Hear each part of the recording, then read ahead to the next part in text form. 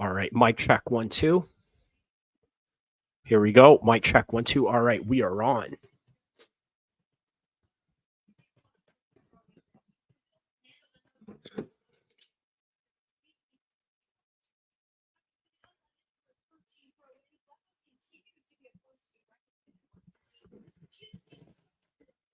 All right, there we go.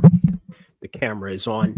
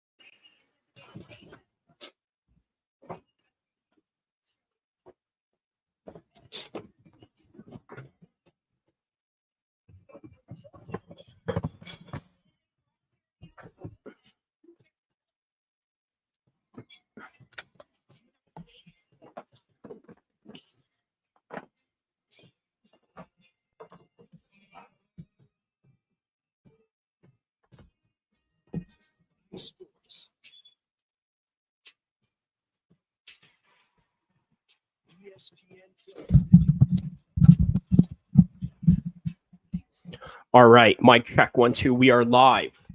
So I'm going to go over just a few of the matches that have already happened tonight as we are sliding into the main card. We actually have one more fight before we head into the main card, but let's take a look at some of the fights, the exciting fights that UFC 298 has produced so far tonight. Okay, so let's check this out. So tonight on the card, in the main card, we're going to have Alexander Volkanovski taking on Ilya Tapora. Then you have Robert Whitaker and Paulo Costa in the co-main. Jeff Neal versus Ian Gary, the highly anticipated matchup, obviously with the controversy that Ian Gary has put on in their first fight, where they were supposed to have their fight with Ian Gary wearing a mugshot of Jeff Neal. And by the way, I got a little bit of something to talk about with that as well.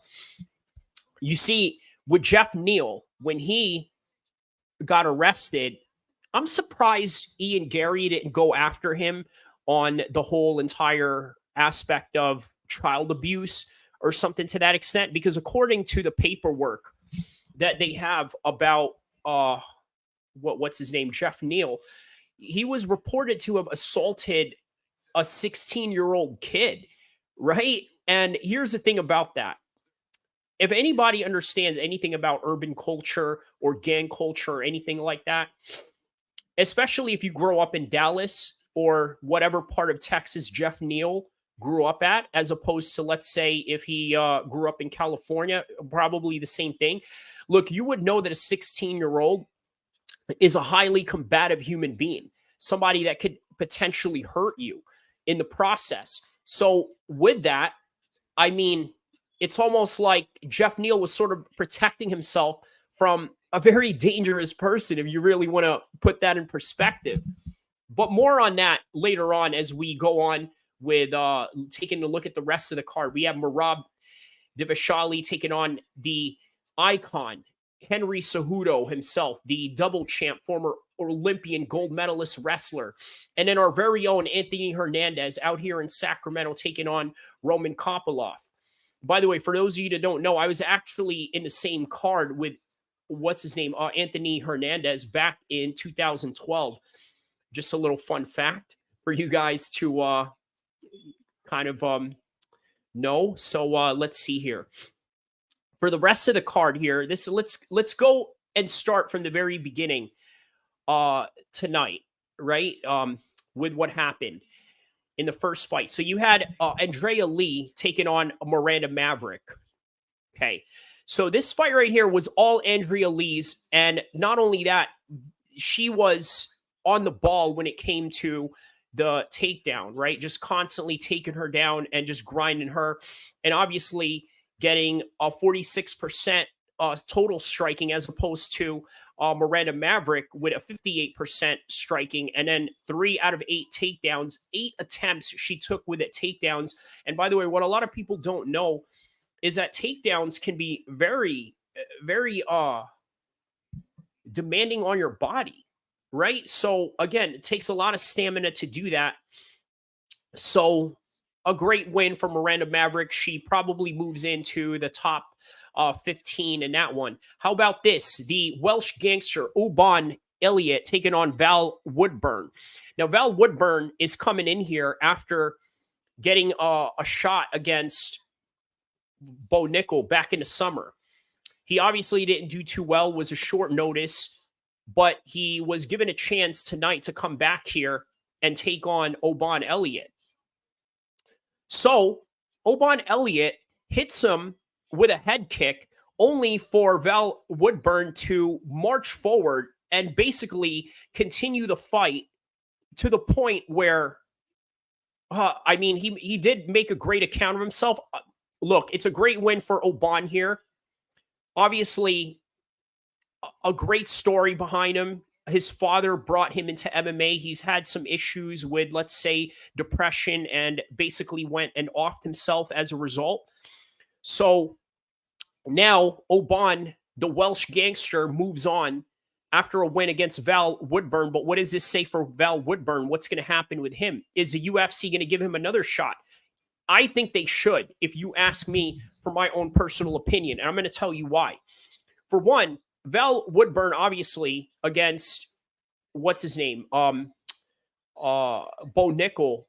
Okay, that's whatever, right? It happened. He lost. He got beaten in the first round, but that's Bo Nickel. And then here comes Oban, who's a little bit of an inexperienced guy. And then here he is getting the win over Val, but not in a way where he finished him. Very similar to Nakamura or later on in the card. We're going to have Amanda Lemos taking on Mackenzie Dern next before the main card of the fight. So here we are. We have Danny Barlow taking on Josh Quillian. Now, this is a great back and forth. Obviously, there were no takedowns in this fight. It was an all striking fest with Danny Barlow basically knocking him out and rocking him at the end of the third round, only for him to follow up on the ground and finish him. But obviously, he got finished on the feet. Danny Barlow finished Josh Quinlan on the feet, and he didn't want to give up. He was a tough guy, but it showed that Danny Barlow is on the map right now and has put Memphis MMA on the map as a result of this win. So moving on, we have Zhang Minyang taking on Branson Ribeiro with a first round knockout. Very impressive. He was supposed to fight a couple of pay-per-views ago. Didn't come about. He was supposed to fight Tyson Pedro, but that didn't happen. All of that is just water under the bridge. Now here he is with a knockout win over Branson Ribeiro, moving up in the rankings and moving up in his career. Now how about Rena Nakamura against Carlos Vera right here? The entire fight, it was like 3 to 4 minutes of ground control. Every time he was taking him down, he was controlling him on the ground, to which he could literally do nothing about. As a result, well, here we are. Here we are with a win, and a very lackluster win in the eyes of many. I mean, this guy was coming in here as a 1,300 favorite, but it is what it is. You got to do what you got to do. A win is a win, no matter what. Not necessarily the most appeasing to the crowd, especially to the casuals, but again, a win is a win. Shout out to Nakamura for a great win on that. And then we have Junior Tafa taking on Marcos Rodrigo de Lima. So what's interesting about this was that Junior was coming into this fight to replace his brother who was injured. And as a result, here we are with the fight tonight. Rodrigo was able to leg kick him, calf kick him. By the way, a very effective move in MMA, as we have now noticed, debilitated him and was able to finish him off in the second round at 1 minute and 14 seconds, to which he just had no answers to any of the shots that he was doing. So here we are. Now we're waiting for the Amanda Lemos and the Mackenzie Dern matchup. And after that, we're going to open up with the main card opener with Anthony Hernandez and Roman Kopylov, my fellow Sacramento guy, Anthony Hernandez, a guy who I've shared a card with in Reno Combat Championships when he was fighting up in Reno. So a little interesting fact. So let me know what you guys think about what your favorite fight is in this card and who you see winning and who you see losing in this fight. I'll just give you guys some early predictions right now as we are waiting for the last prelim card, which is Amanda Lemos and Mackenzie Dern. I'm going to go with Mackenzie Dern on this one. I just think that her grappling prowess is going to be too strong for Amanda Lemos. But again, it's a fight. We're going to see. We're going to find out what's up. Also, coming up after that, yeah, we have Anthony Hernandez taking on Roman Kopylov. To be quite honest with you, I think this is going to be the toughest fight of Anthony Hernandez's career. Now, both of these guys have a very similar record, right? Anthony Hernandez 11-2, Roman Kopylov 12-2. But I got to tell you, Anthony Hernandez has a huge resume on him, meaning that he's got a huge fight experience, even in the amateurs. And that also goes into kickboxing and amateur kickboxing matches, grappling matches, and so forth. I mean, yeah, the training partner of Max Griffin has trained with the likes of Andrea Lee also in Gold MMA. So it's going to be really interesting. And Roman Kopylov has just been on fire as of lately, right? You look at his particular record. Let's take a look at his record right here. 6 feet, 185 pounds, has been fighting professionally since 2016. Okay, he has a win over Alessio Di Ciccario, Pula Serrano, Claudio Ribeiro, and Josh Friend in his last win with KO punch in the second round back in September. So here we are. Now we are heading into the matchup with Mackenzie Dern right now and Amanda Lemos, and we are going to react to this live. So here we go.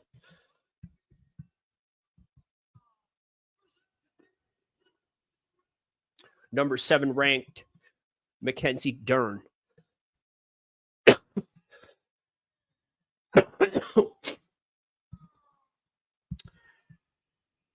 Here we go. Just been under the weather during this week, so I wanted to do a whole lot more videos for this particular event. But nonetheless, here we are for the live portion of it. So here we go. Amanda Lemos.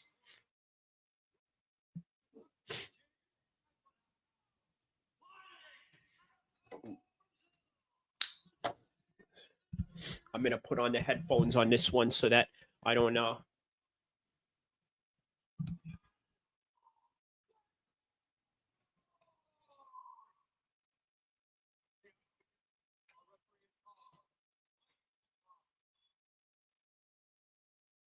All right, here we go. Round 1.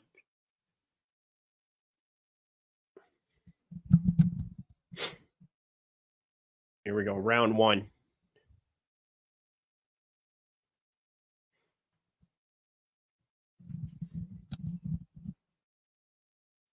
Mark Zuckerberg is actually in the front row, if you guys haven't noticed. Mark Zuckerberg is in the front row for those of you that are just tuning in right now. So here we go. 455, 453. Low kick by Lemos. 450, 449. Amanda tries to go for another leg kick right there. 439. Body kick by Amanda Lemos.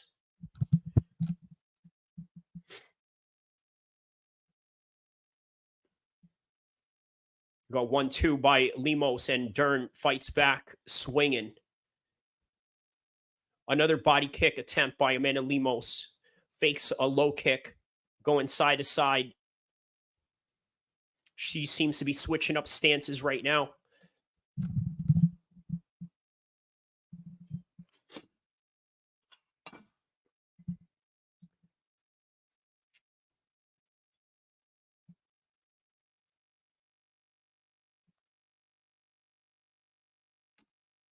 Here we go. 318, 317. Yeah, the cap is really bad on Mackenzie Dern right now. I'm very surprised that her legs are really destroyed here. A body kick by Amanda Lemos right now.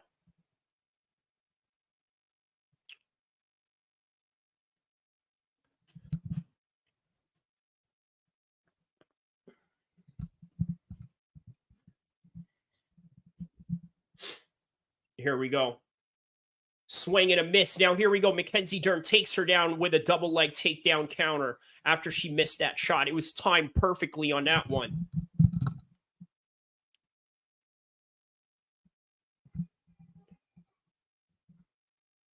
Now she's definitely doing what she needs to do in order to win this fight. Obviously, she wasn't doing too good in terms of checking those leg kicks. And apparently, the minute that she saw that opportunity, she went and used her elite grappling skills, as I had mentioned. Now, I've mentioned that earlier in this particular stream. I had said that she was going to try to pressure her with the grappling and show the prowess on that end of her particular skill set. And here we are. Now she is in a half guard position with Amanda Lemos trying to control her risk. And yeah, Joe Rogan's right on the commentary right now. She's definitely taking advantage of this, considering that her legs are ruined right now, very early in the fight, by the way. So it's going to be very interesting to see how Mackenzie Dern is going to bounce back from this as the fight goes on. But it seems that the way that she's going to have to win this fight is to continuously take her to the ground and do exactly this right here. So here we go, a little ground and pound by Mackenzie Dern right now. And Joe Rogan's right. She needs to have a sense of urgency in order for her to get this going.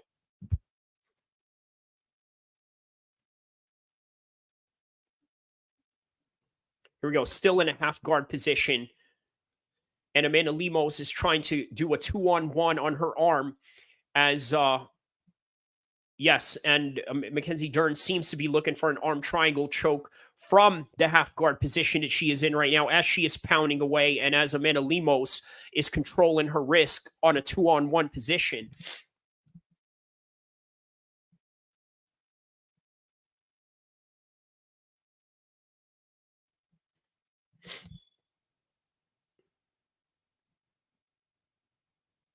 Here we go. She's trying to get into the mount position right now.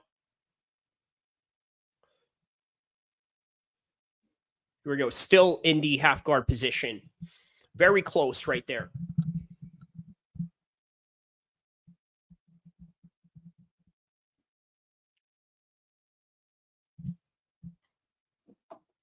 I'm going to wear this while I'm reacting.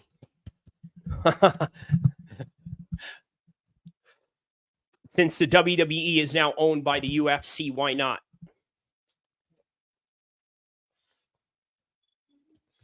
End of round one right there. So great on the part of Amanda Lemos to get those shots right in. And then here comes Mackenzie Dern with a double leg takedown, as she should, as her legs are being torn up. So it's what she has to do in order to get this fight going. So here we are. Here comes Frankie Edgar. They seem to induct him into the Hall of Fame, retaining his lightweight title with 2 epic clashes against Gray Maynard. Yeah, those were some classics for those old school fans back in those days. Yeah, that was a great fight for Frankie Edgar. I mean, at the time, we thought he was probably the greatest 155 fighter ever.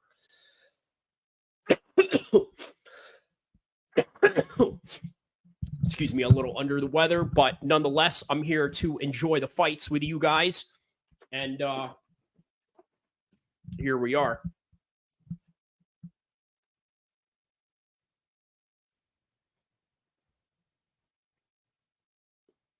How about that next week? Moreno versus Royval up in Mexico. Very interesting matchup. So here we go. Round 2. So we're going to see how Mackenzie Dern is going to bounce back from her leg shots that she was taking in that one. Another body kick by Amanda Lemos.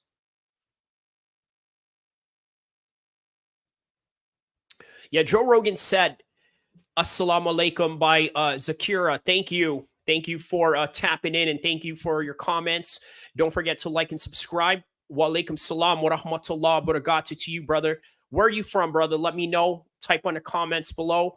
And let me know what you guys think about this fight so far as we are witnessing Mackenzie Dern and Amanda Lemos on the final fight of the prelims before we go into the... that was a bad one by Amanda Lemos right now. Real bad one. Oh, she just rocked her right there. And now her back is turning. Amanda Lemos is going off on her right now. Dern could get finished right here. Massive shot. She's still on the feet. Oh, here we go. She's down. She's down. She's going to get finished right here. She has to defend herself, but she's got a wrist control while Amanda Lemos is in the half guard position on the ground and pound, following up after rocking her on the feet. By the way, shouts out to Zakira from Italy. Oh, that's awesome, brother. I didn't know. Yeah, I mean, I always knew they had Muslims in Italy, but there's very few Muslims from Italy that come to my page and watch it. So shout out to you. You're very welcome here. And don't forget to like and subscribe and tell a friend to tell a friend. And we are now enjoying the card between uh, Volkanovski and Ilya Tapora on top of the headline as we are witnessing Mackenzie Dern bleeding as Amanda Lemos is beating her right now. And now she is now on the top mount position as we speak right now with 2:49 left in the second round. Everybody, don't forget to tap in and let me know where you guys are from. Tap in there, what city and state you guys are from, or whatever part of the world you guys are from, and let me know who you're excited to see tonight. One of the matches I'm excited to see tonight, of course, other than this one turned out to be right here. The Mackenzie Dern and Lemos fight turned out to be very exciting. How about the fight with Ian Gary and Jeff Neal? Yeah, Mackenzie Dern's face is really bad right now. There we go. Mike Beltran stands him up. Here we go. 2 minutes left. Let's see if Amanda Lemos takes advantage of. I am from California, my brother. California, West Side. Yeah. California. But originally from, I have family from around the world, obviously from Egypt. But yeah, I live in California. So thanks for asking.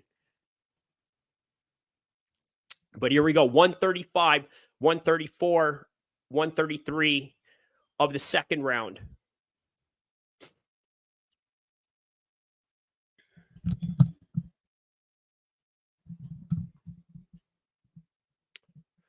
Good fight so far. A whole lot more exciting than what I would have expected. What I expected out of this fight was that Mackenzie Dern was going to take her down and basically ragdoll her in the same similar fashion that Nakamura did earlier tonight. Obviously, that's not how it went. Amanda Lemos is doing very good on the striking department and is really exposing Mackenzie Dern in that. But now Mackenzie Dern rocks her with an overhand right. And now Lemos is the one that gets the takedown. You see, this is what's beautiful about mixed martial arts. When you have somebody who is the striking expert of, I'm sorry, the grappling expert of, let's say, Mackenzie Dern, you won't expect somebody like Amanda Lemos to do what she's doing right now, taking her down easily. But if you rock them hard enough, I mean, sky's the limit for you right there. So here we go.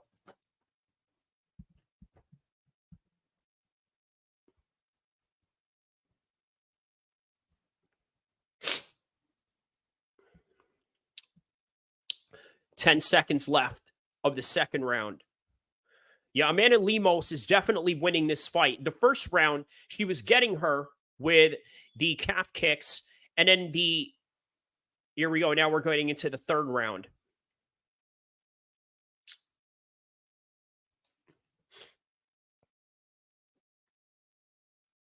Wow, very good fight so far, guys.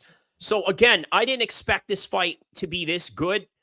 I just thought that Mackenzie Dern was gonna ragdoll her this whole entire fight, but Amanda Lemos' striking is just crisp tonight. It started off in the calf kicks, right? As soon as she was able to connect with those calf kicks, it was just downhill from there for Mackenzie Dern, and now here we are.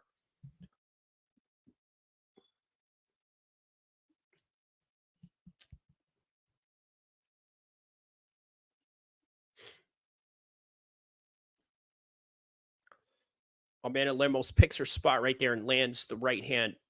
Boom. Boom. Another left hand. Yeah, they're showing the highlights right now. So we're about to go into the third round right now. So here we go.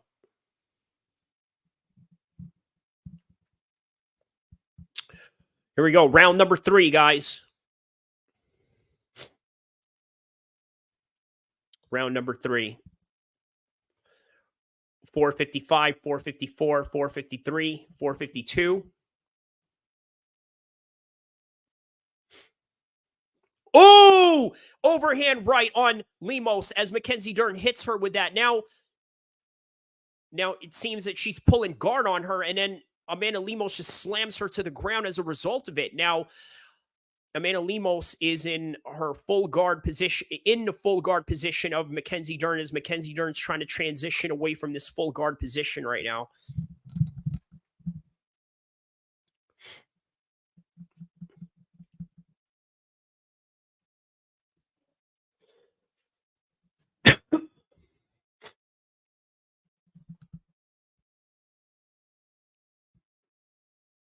What is Mackenzie Dern going for here? She's going for a leg lock. Seems that she's going for a leg lock from the bottom position right now.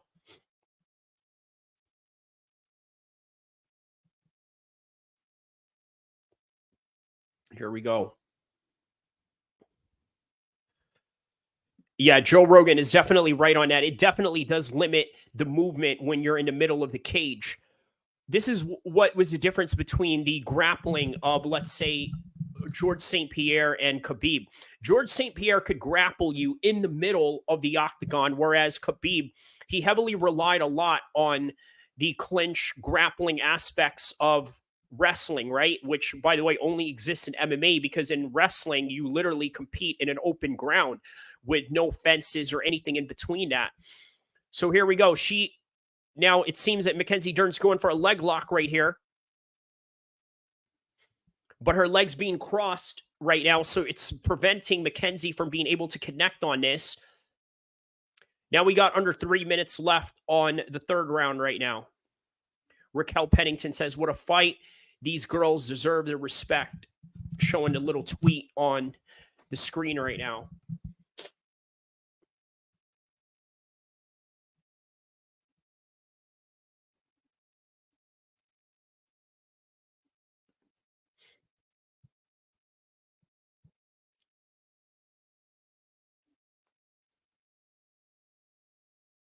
Here we go. Still in the half guard position. Mackenzie Dern's trying to go for, I believe, a full mount position. Excuse me. Still a little under the weather, but still here serving up some coverage for this fight.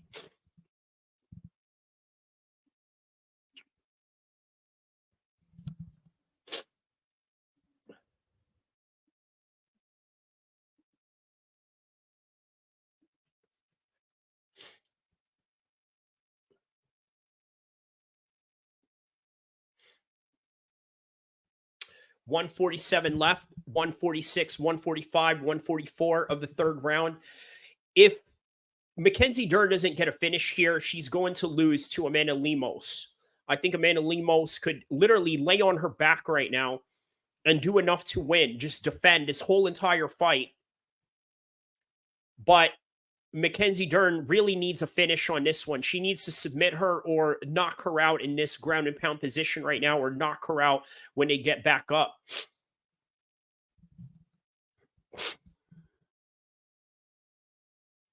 Here we go. 110, 109 of the third round.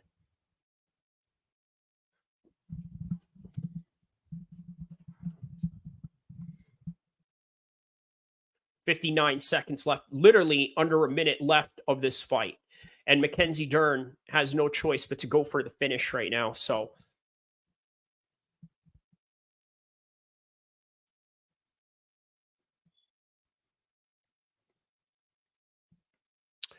now they're back on the feet, clinch wrestling on the cage right now. 2-on-1 position on the arm of Mackenzie Dern. Now Mackenzie Dern goes for reverse. Now she's got she's got Mackenzie Dern reversed now. 23 seconds left on the third round, which basically is a whole entire fight.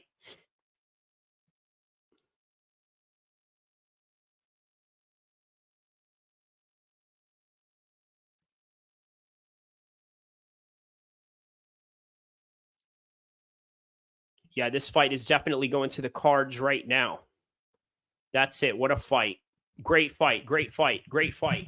Very good fight. I think Amanda Lemos got this one. Let me know what you guys think. Oh, showing the little highlights of those calf kicks right there.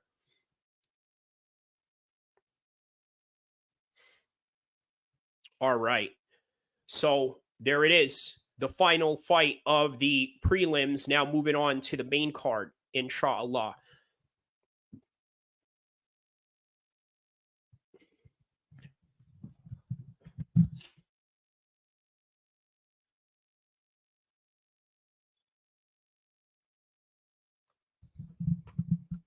I wouldn't be surprised if they do give this fight to Mackenzie Dern. It was very close, but I also would not be surprised if, let's say, they had decided to make this a draw. It's anyone's fight here, but in all honesty, you want me to be objective and truthful about it. I think Amanda Lemos got this one. Let me know what you guys think on the comment section below.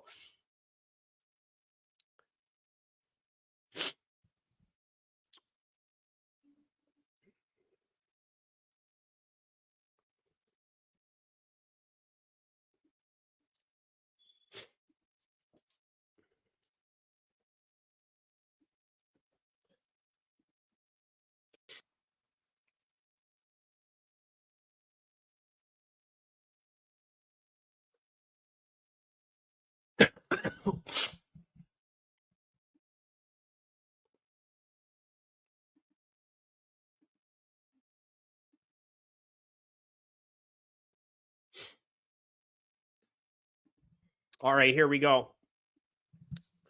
29-28. Who is the winner? By unanimous decision, Amanda Lemos. Amanda Lemos won. Yeah, rightfully so. She deserved this win right here. Now we are waiting on to the main card right now. It is 7 o'clock on top of the hour right now. So the main card has now started. And now here we are. Here we are now for the main card of the pay-per-view. I can't wait. Anthony Hernandez is right up next. So this is going to be very exciting to see.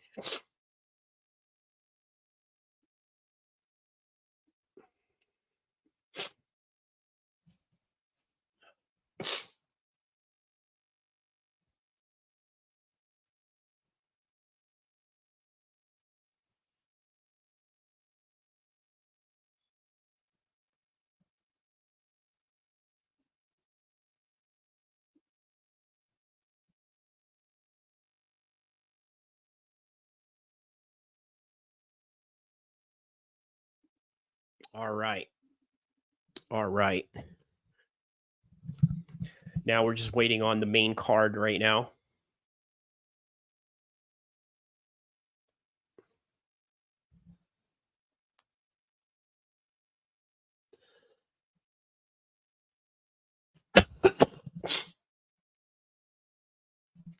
All right, here we go.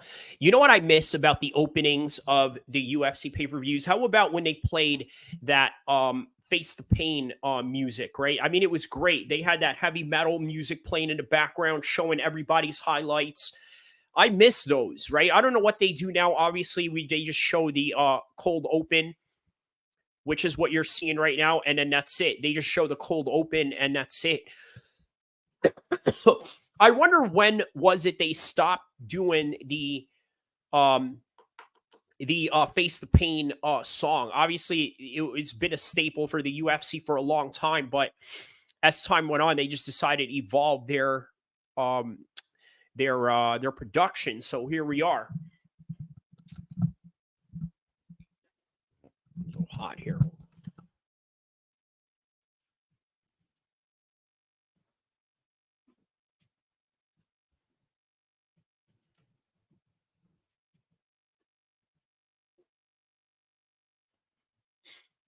There we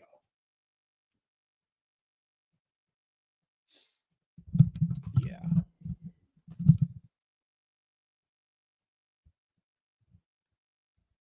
Ilya Tapora. You know who he reminds me of? You guys ever seen Vega from Street Fighter? He's literally the real life Vega of Street Fighter, being that he's from Spain. You know, he's well put together type of guy. You know, if you notice that Ilya Tapora has a little bit of a vanity driven type of personality in him, which is what Vega was entirely based on. So really interesting. I think it would be really interesting to see this guy as the world champion, right? You know, imagine him being a world champion and the type of the type of production, the type of promotion, and the type of notoriety he would bring to the UFC, right? He's from Spain. They have a very big soccer culture over there. They have a big sports culture altogether. So it'll be really interesting to see him in that aspect. So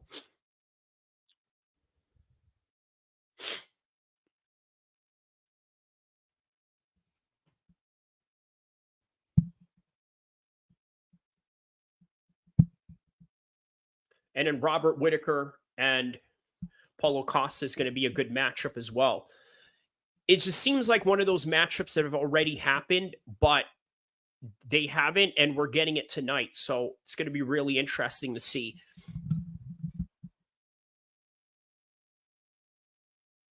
So I'm going to give you guys a prediction on who I think is going to win with Volkanovski and Ilya Tapora. I'm going to have to go with Ilya Tapora on this one. I'm going to tell you why. Okay, first and foremost, Ilya Tapora is fresh. He's young. Not only that, I think Volkanovski has came in here a little too soon, which means that the type of shots that he's going to receive, I think, man, how do I say this? I just don't think that it's going to do him any good if he gets clipped, right? You know, his body is going to react in a very negative way when he gets clipped. And I just think, I don't think that's going to do him any good. So, but we'll see. We'll see. We'll see. That's why it's a fight, right? You know, because you never know what's going to happen.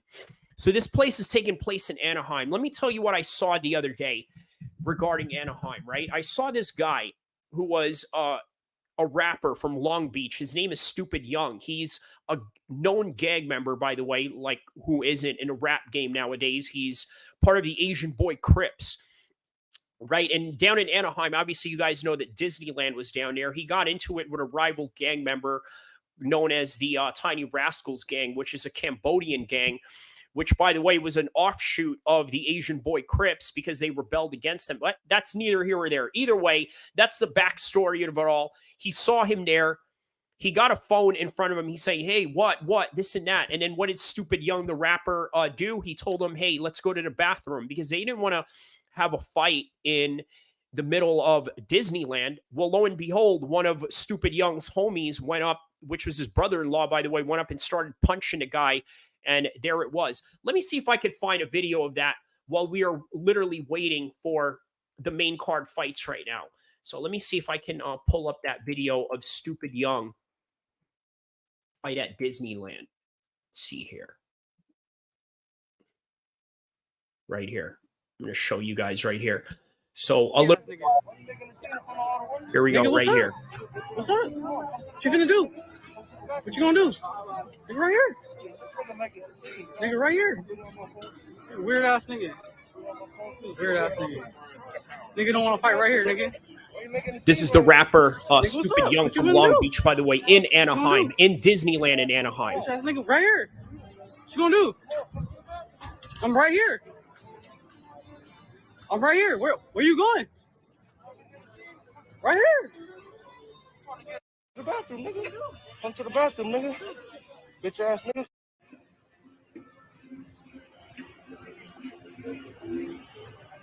And right here is the brother-in-law of Stupid Young right here. Here we go.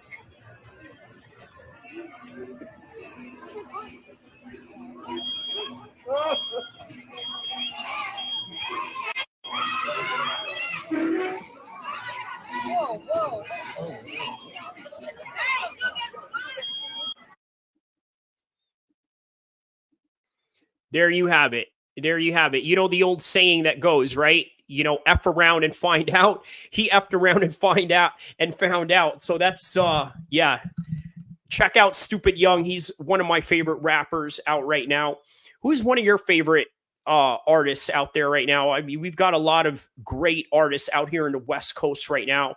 So yeah, it's gonna be really interesting this fight tonight. They're showing the highlights of what is this? Ilya Tapora. Yeah, Ilya Tapora seems to have a little Conor McGregor vibe going on, right? Did you guys see in a press conference where he took the belt from Volkanovski? And as he was doing, I mean, they showed like a little side by side comparison of him and Conor McGregor doing the same thing to Jose Aldo. I'm going to tell you guys this. I don't like that Volkanovski had decided to dress up like an old man during the press conference. I'm going to tell you why. So, Bruce Lee, he once said that you can't joke around with yourself, right? Now, here's the thing. A lot of guys do a lot of self-deprecating type of comedy amongst themselves, right? They say, oh, well, I'm getting too old now. I'm getting this and that. You never want to look, guys. I don't mean to brag or anything like that, but if you guys ever seen the training videos that I have on this channel and the things that I do in the gym, man, I blaze most of the young guys in the gym. There's no doubt about that. And you know how old I am? I'm 38 years old, and I could blaze dudes at the gym when it comes to lifting more, when it comes to jumping higher, when it comes to running faster than everybody else. You know why? Because I don't go out and tell myself, oh, I'm old, I'm 38, or this and that, my body's breaking down, or this and that. No, I tell myself the opposite. And guess what? It manifests. So the fact that Volk is out there making a joke about being older, it doesn't help. It doesn't help at all doing that. So while we're waiting for this fight, let's play again that video of rapper Stupid Young getting into a fight at Disneyland while we're waiting for this fight. What's up? What you gonna do? What you gonna do? Nigga right here. Nigga right here. Weird ass nigga. You know what I find really interesting about this particular video, right? As we're waiting for the first fight of the night with Anthony Hernandez and Roman Kopylov, what I find really interesting about this is that this guy was trying to start a fight knowing that security was going to come around. So just thought I'd, kind of share that a little bit. Weird ass nigga. Nigga don't want to fight right here, nigga. Why you making a scene right here? Nigga, what's up? What you gonna do? What you gonna do? Bitch ass nigga, right here. What you gonna do? I'm right here. I'm right here. Where you going? Right here. The bathroom, nigga. Come to the bathroom, nigga. Bitch ass nigga.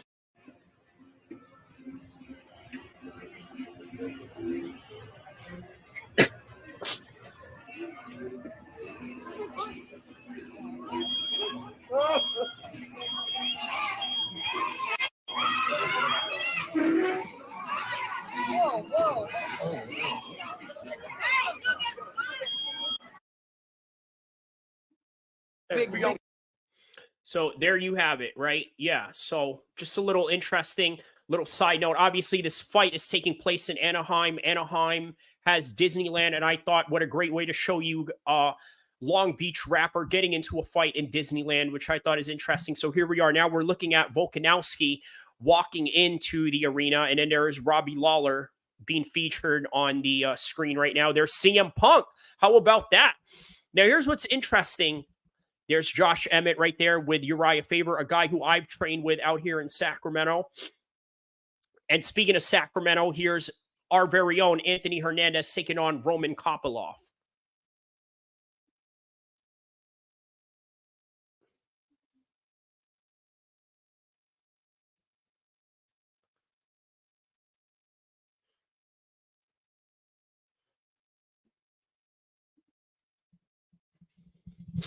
Who do you guys have winning this fight right here? Obviously, I'm going to be a little bit biased. I think that Anthony Hernandez is going to win this fight.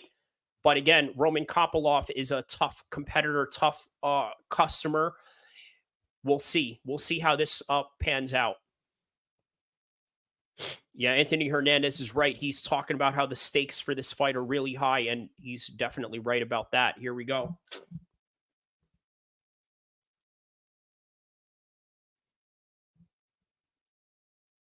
Damn, only 2019, huh? Since Anthony Hernandez has been in the UFC. Seems like he's been in the UFC longer, probably because I've followed his entire career, even as far back as when me and him had fought on the same card back in 2012 up in Reno. So, but that's probably why it seems that he's been in the UFC longer than 2019. But nonetheless, here we are, the training partner of Max Griffin, by the way. By the way, I got to tell you guys straight up, I don't think Max Griffin really takes a liking to me in any kind of way, only because I support a lot of the Chechen Russian fighters, and he seems to have a problem with them. But that's another time for another video that I'm going to make somewhere down in the future. So, but here we are.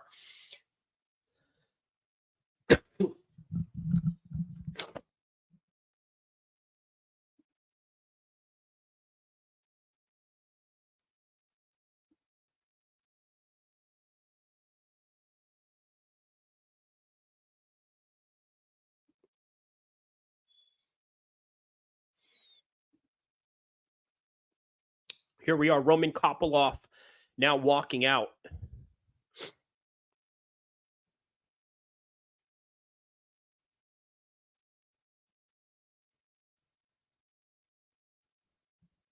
Yeah, so Kopylov is looking for his fifth win tonight.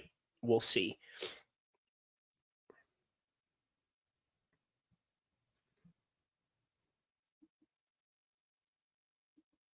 And how about this? After this fight, it's Henry Cejudo taking on Marab. How awesome is that?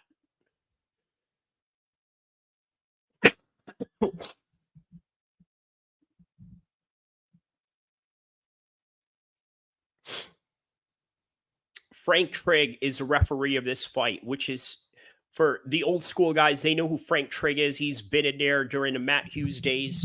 But if you're a new fan, you just will not appreciate who Frank Trigg is and why it's really intriguing that Frank Trigg is a referee. But either way,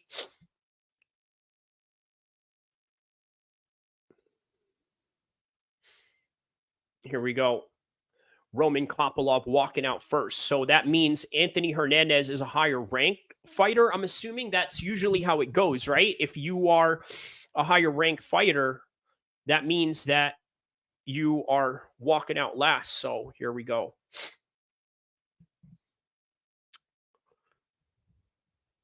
What's up, Kyrie? What's up, June? My man June right here. Yeah, boy. Hell yeah. My Uso's in the house. Hell yeah. Are you watching this fight live right now, June? And if you are, who are you going for? Yo, my man. So yeah, up next right now is Anthony Hernandez and Roman Kopylov trying to find the fight. Haha. Okay. Uh,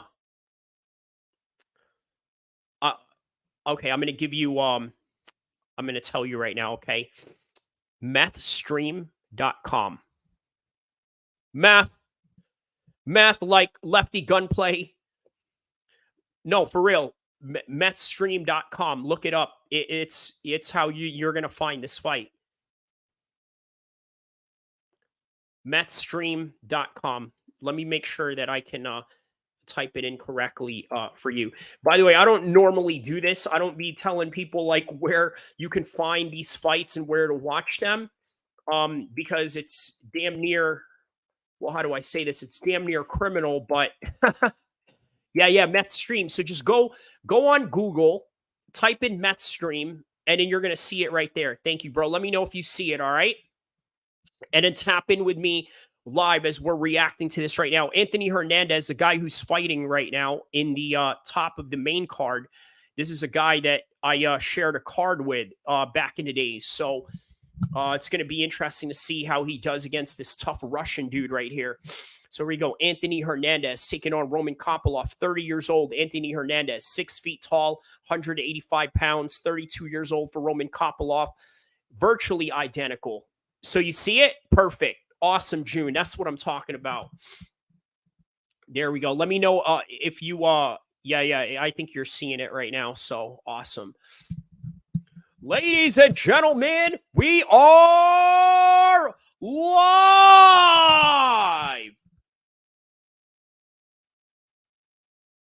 The Honda Center, Anaheim, California. West Side. UFC 298. Volkanovski versus Topuria. Hey, June, tell some of the homies to come tap in on his live stream. You know what I'm saying? Get the streams up, and whatnot. Tell folks to like and subscribe as we are now. Put the flames up. Just like what, Mr. Criminal always says in his live stream, right? Hey, put them flames up. Yeah, put them flames up. Hey, June, you know what I was just playing earlier before you tapped in? I was playing Stupid Young. Getting into a fight in Disneyland, because obviously this fight is taking place in Anaheim, right? So I thought it was a great way to kind of segue that. What's up with Little Sweato though? That dude that's dissing Mr. Criminal. What's the beef that they have going on? Is that because of I think that's because Mr. Criminal owes him money or something like that. I think that's kind of what's going on, but I don't know, man. It's one of those one-sided beef type of things, right? I just don't think Mr. Criminal is going to respond to him in any kind of way, but you never know, right? So here we go. Anthony Hernandez is now being introduced. Jason Herzog is a referee of this fight. All right, round one. Here we go. Man, it has to be about the money to keep it short and simple. Yeah, usually that's what it's really all about, right? Like with anything else, whether it's the fight game or the rap game, it's always about money. Here we go. Round one, 455, 454, 453 of the first round. Anthony Hernandez opens up with a jab, does low kick for Roman Kopylov as well. In the center of the octagon now, Anthony Hernandez is walking forward on him.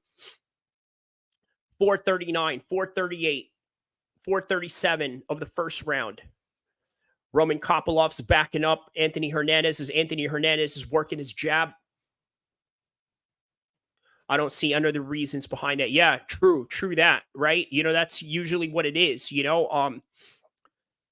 we go. 420, 419, 418, 417 of the first round.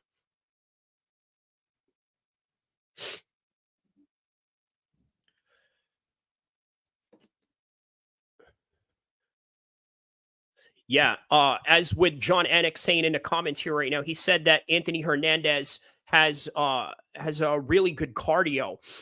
Thank you, my brother. Thank you. And here's the thing, right? The reason why Anthony Hernandez has good cardio, there's a body kick right there by Roman Kopylov. The reason why, visualizing the fight through you, because I can't watch it at the same time. 100%. All right, for sure. Yeah, so the reason why Anthony Hernandez has good cardio, if you look at him, he's not a very huge 185er, right? Not in comparison to, let's say, Yoel Romero, or let's say even Israel Adesanya. Israel Adesanya, even though he's skinny, he's still a huge 185er because the dude is 6'4", right? Even Alex Pereira, which now obviously he's now the 205 champ, moved up a weight class. But nonetheless, I mean, he's just not carrying a lot of weight. And even back in the days when me and Anthony fought on the same card, the dude was never really cutting weight. You know what I mean? He always fought at his natural weight class. Now, this is a reason why Anthony Hernandez has very good cardio at 185. Because you look at the body frame of Anthony Hernandez, this brother, he could probably fight down to 170. Right? And would probably come in there as a big 170 fighter, very similar to when, let's say, I think Izzy is nearing his end. Is Izzy nearing his end? I could tell you that it doesn't help. It doesn't help that he's not active right now, but you know what? He was very active as a champion, right? And this is the reason why he's sort of taking this break right now, right? So I don't know. I guess it would depend who the competition is. By the way, speaking of Izzy, they're probably going to announce soon that it's going to be Izzy and Pereira for UFC 300. So that's going to be interesting to check out right there. Here we go. Now they're back in the middle of the cage right now, 147, 146, right in the middle of the Monster Energy drink symbol. Fake kick by Roman Kopylov. Anthony swings away, shoots for a double leg. Now backed them up against the cage. Anthony's going for a single leg right now. And he is just relentless with his takedown attempts right now.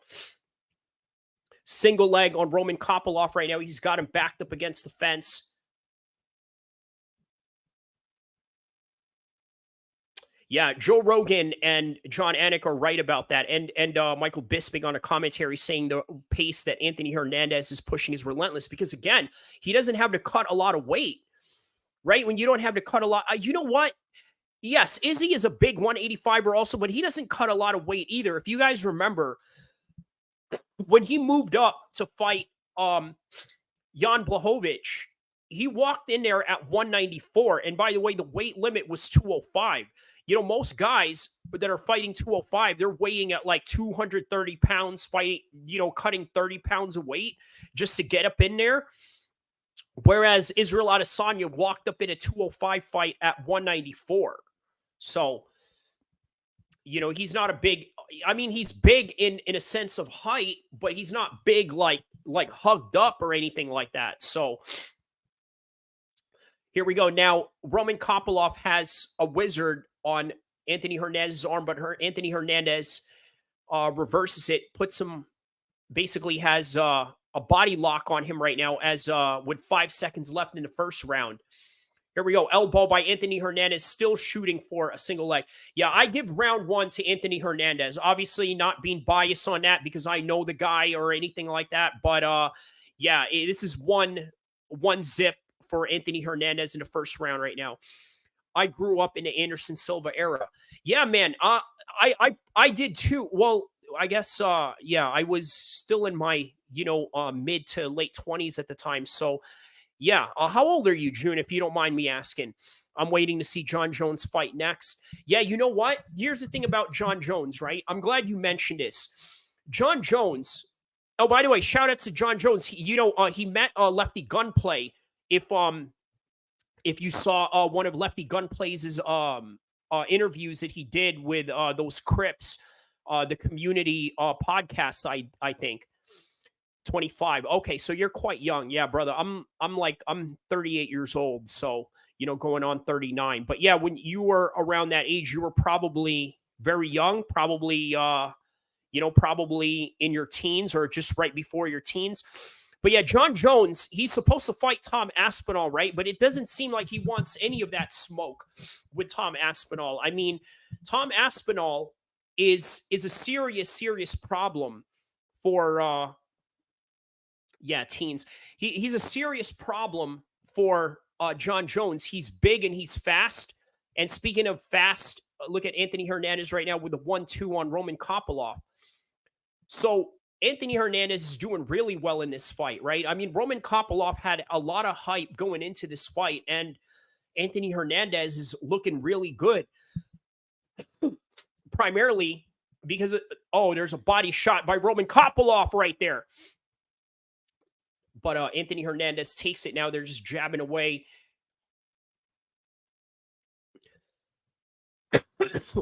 Head kick by Anthony Hernandez. I think Kopylov blocks that right there. Oh, no. I think he hurt Anthony Hernandez there, but Anthony Hernandez just took it and smiled.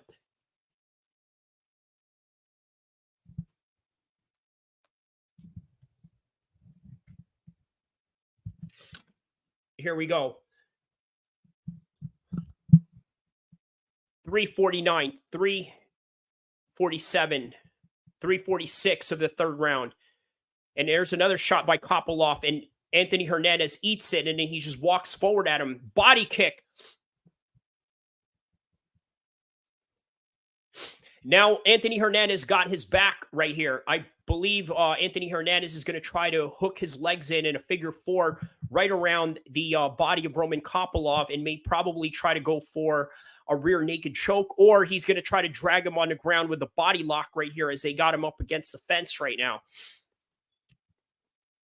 So 310, 309, 307 of the second round.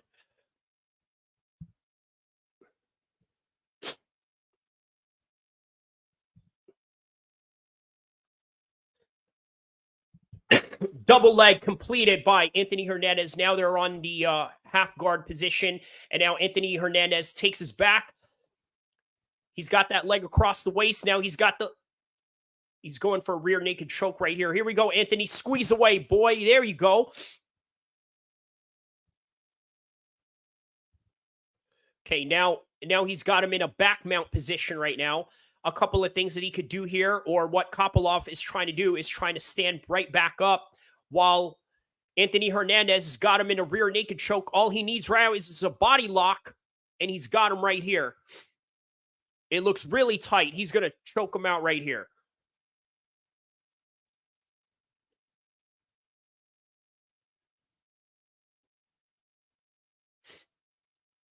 Here we go.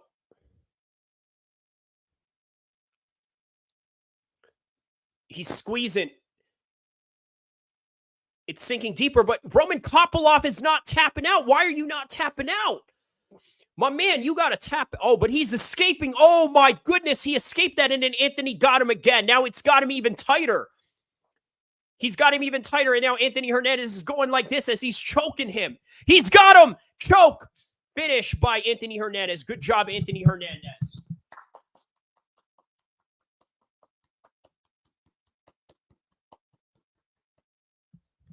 Good job by Anthony Hernandez. He's getting a bonus for that one tonight.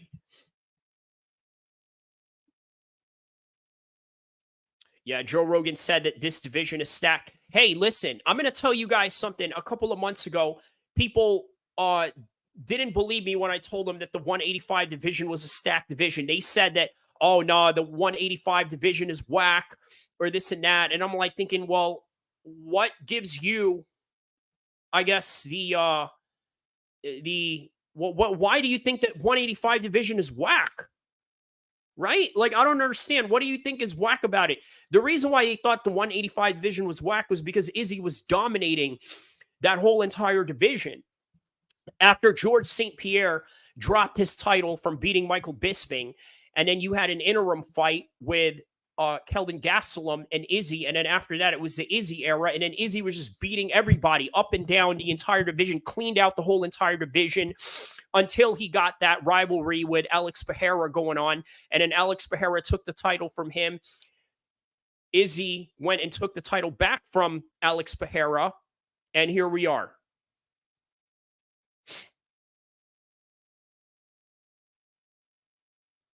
And there's Thomas Fallon right there. There's another guy that I've trained with also, Thomas Fallon. So in the corner of Anthony Hernandez.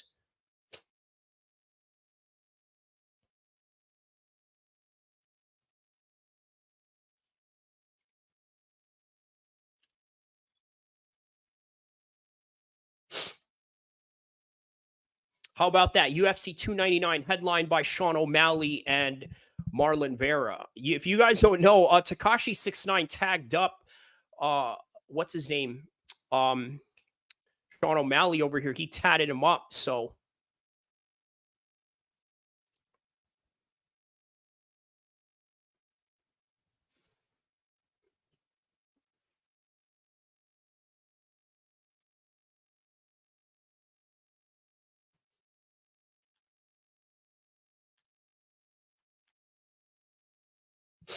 Anthony Hernandez. Here we go. Now let's listen into his interview with Joe Rogan.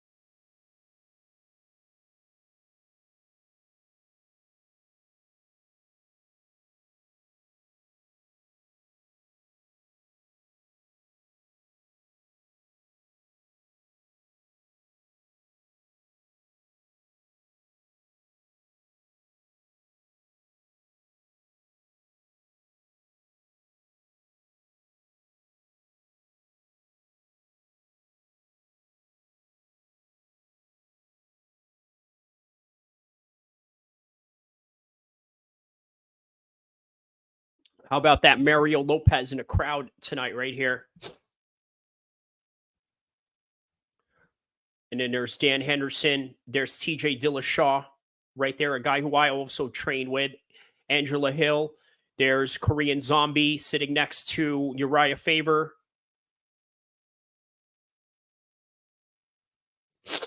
All right. Well, great way to open up a card, right?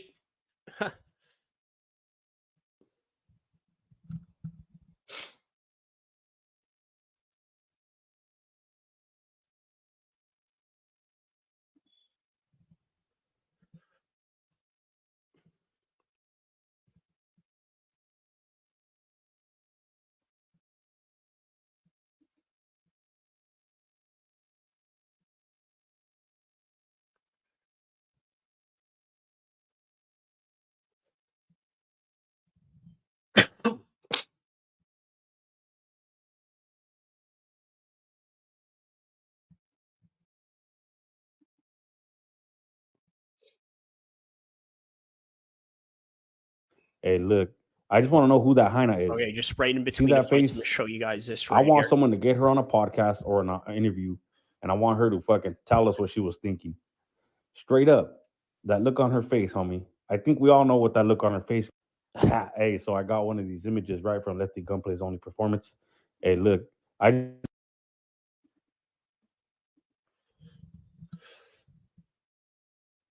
All right, so now they're announcing the UFC Hall of Fame of Vanderlei Silva. How about that? Vanderlei Silva is going to be announced in the UFC Hall of Fame. Yeah, how about that little street fight he got into it with Chael Sonnen back in the days, right? When they were the coaches of Tough. Now that was awesome right there.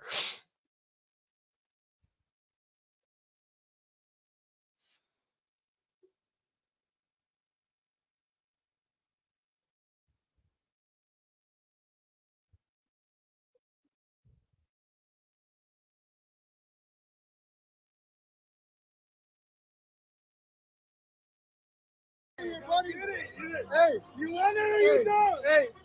Hey, right here, baby. Here's Marab Hey. right here trying to get at Whoa, whoa, somebody. Hey, where you go? Oh. Hey, going on TMZ.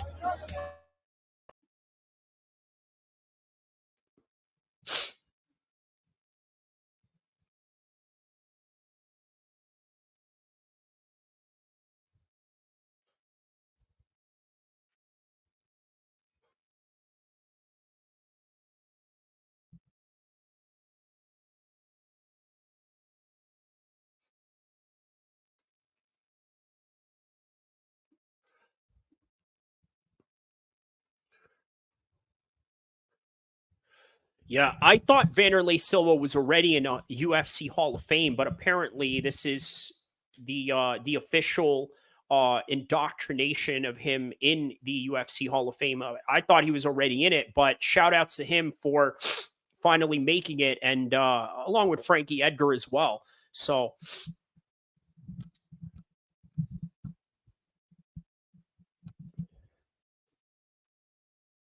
first fighter to win a Pride title.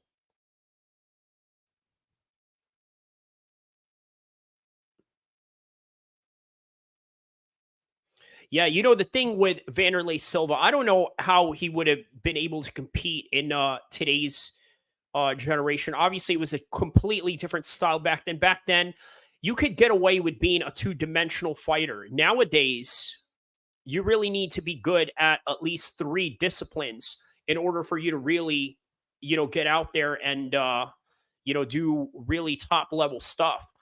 But back then, you could have been as two-dimensional as Vanderlei Silva, just somebody that just trained Muay Thai and Brazilian Jiu-Jitsu, and then that was it.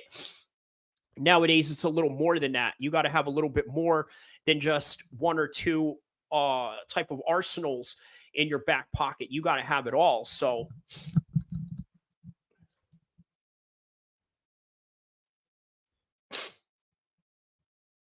but shout out to Vanderlei Silva for making the Hall of Fame now. And there he is. He's in the crowd right now. Went out. Now, what if Chael Sonnen is in the crowd and then they just start street fighting right there?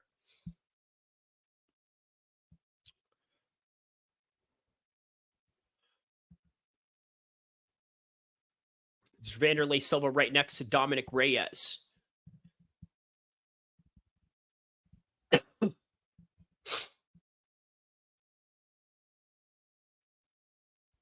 Wait, so they call him the Sandstorm? I thought his nickname was the Axe. You know what I mean? I thought that was his nickname, but I guess they wanted to give him a more politically correct nickname. There's Tony Ferguson in the front row as well.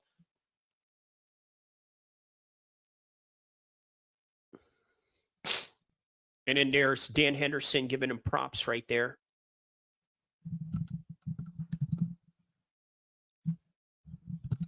Yeah, he used to fight back in the Bare Knuckle Valley Judo days too with Vanderlei Silva. So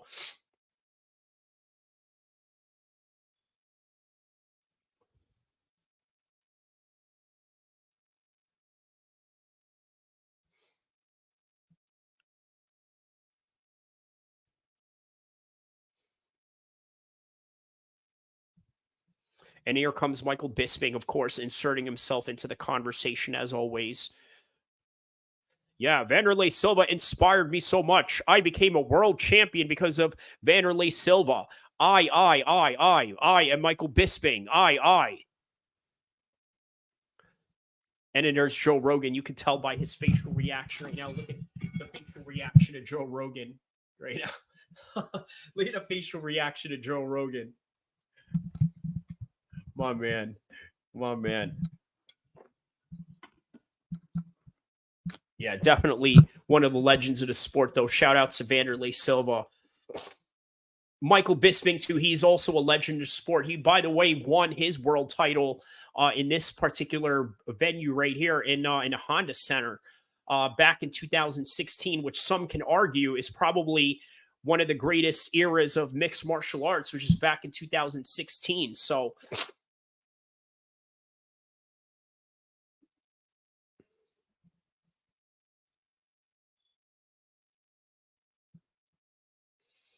all right, here we go. Now we got Henry Cejudo taking on Merab right now.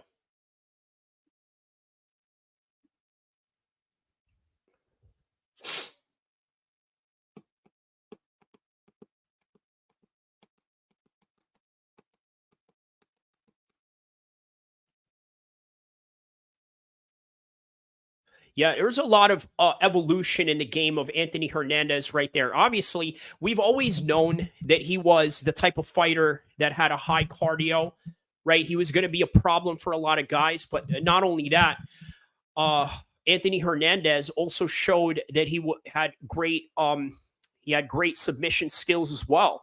So I mean, this is a guy that submitted what's that guy's name? Vera. You guys remember that fight? That guy was an ADCC submission world grappling champion, and he still managed to be able to get a submission off of him. So this should have been anybody's surprise that he was able to submit Roman Kopylov. By the way, Roman Kopylov was really highly hyped going into this fight. And you've seen what just happened with Anthony Hernandez. He just dismantled him easily right there. So here we are. Now we are heading into Henry Cejudo taking on Merab Vilashwali, if that's how you pronounce his name. By the way, speaking of high cardio, now you want to talk about some of the highest cardio in fighting. This guy right here, Merab, he's definitely that guy. But guess what, man? Henry Cejudo is an Olympic gold medalist wrestler, right? For those of you that don't understand what that means that the guy can grind. The guy has been in some of the toughest practice rooms in the world to get ready for top level competition. In turn, this fight is a 50-50 matchup. So I'm excited for it, as well as you should be as well.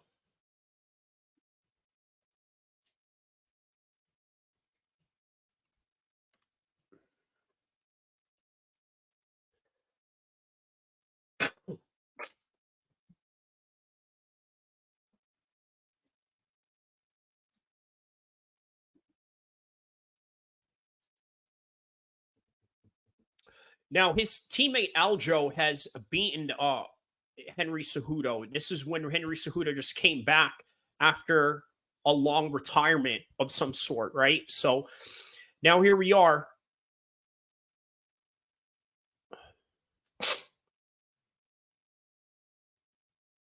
Yeah, I got Marab winning this one. I love Henry, bro. Henry is one of the best ever, but I think this is Marab's time right now, but only time will tell, and we are just minutes away from finding out if Marab is the next generation for the 135 division.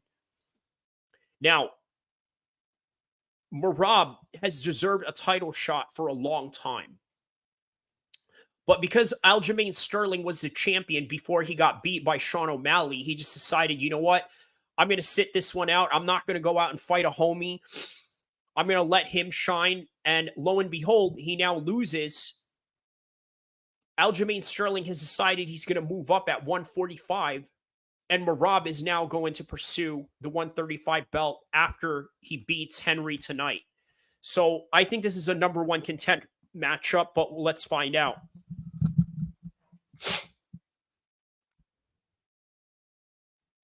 Now, Henry Cejudo is coming out right now as the B side of this fight, which, by the way, is very unusual, right? Very unusual because we're used to seeing Henry as the champion, and now he's coming out as the B side of this fight. But that's the UFC for you, right? It's not about A sides or B sides. It's about the rankings. Marab is high on the ranking. And guess what?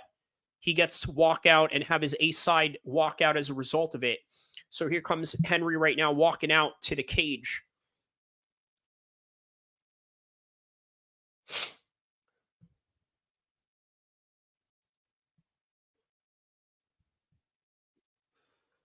He said he's more of a competitor and a conqueror than an elite fighter. That's quite interesting comments by Henry Cejudo.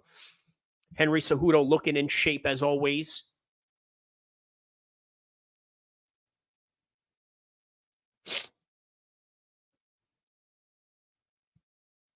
By the way, well, what an interesting little joke that he made on all y'all, right? He said that he was going to fire his coach on the UFC Countdown show. And lo and behold, he took y'all for a ride. And now here's his coach right now walking him out into probably one of the most important fights of his second part of his career that he's trying to revive.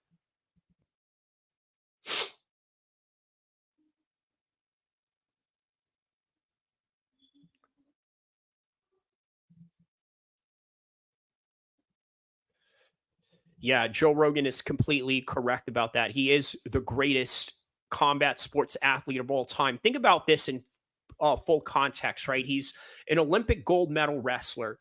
He was a double champ in the UFC. You can't deny Henry Cejudo of that particular accolades, can you? Right? Name a guy that has won a gold medal in the Olympics at a combat sport and then winning a title in the UFC. Now, you see that a lot in boxing. But in boxing, it's like you're an amateur boxer going into a professional boxing setting. Whereas with MMA, you're basically competing in these amateur compository sports. But then here you are now competing in a completely new sport, which, by the way, is quite helpful, right? It's a helpful sport for you to do going into it. But again, all right, here we go. Marab now walking out with his Georgian hat. By the way, very similar to the hat that Khabib wears walking into the cage. So here we go.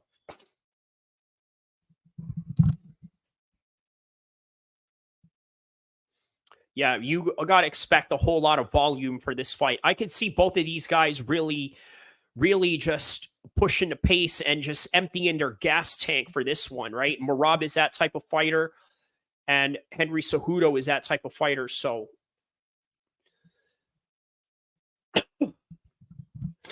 Joe Rogan just said that he doesn't get tired, right? Now, I don't know how accurate that is because here's the thing, right?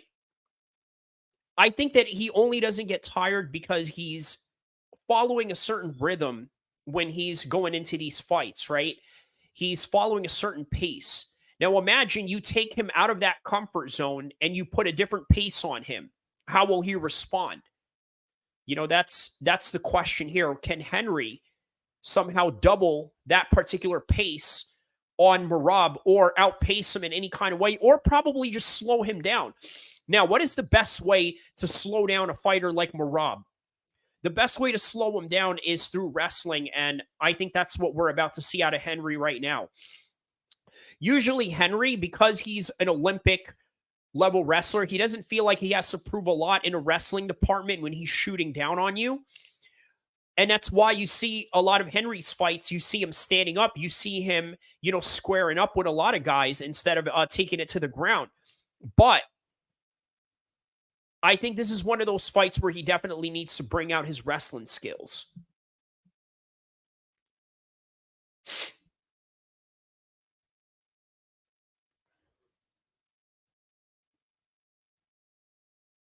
Yeah, here we go. Now they are about to announce these two guys. Merab number 2, Henry Cejudo number 3 in the rankings, 50-50 matchup.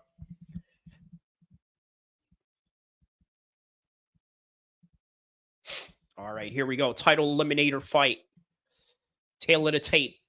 Merab, 33 years old. Henry, 37.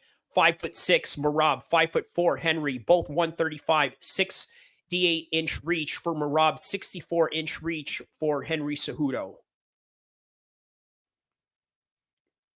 And here we go. Ladies and gentlemen, the fight is 3 rounds in the UFC Bantamweight division. Introducing first, fighting out of the blue corner. Personal record, 16 wins, 3 losses.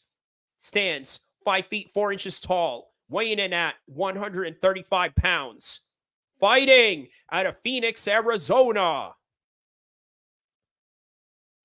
The 2008 Olympic gold medalist wrestler, the former double champion.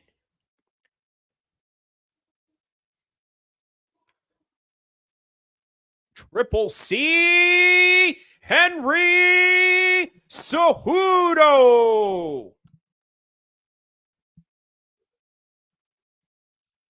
Here we go. Now, introducing his opponent, fighting out of the red corner. Special record, 16 wins, 4 losses. Stands 5 feet inches tall and in at 135 pounds. Fighting out of Long Island, New York, by way of Georgia.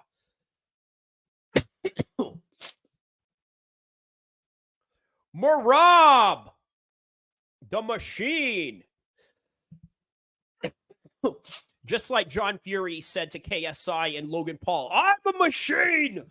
Can anyone deny me that I'm a machine? Let's go. Let's go. Round 1. Round 1 is about to commence right now. Let's do this. Let's do this. Run that fade. Round 1. Here we go. And we are at 459, 457, 456, 454, 453. Low kick by Henry Cejudo.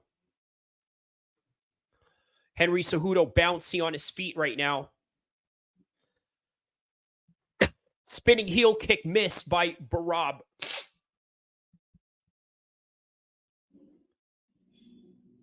Another spinning kick.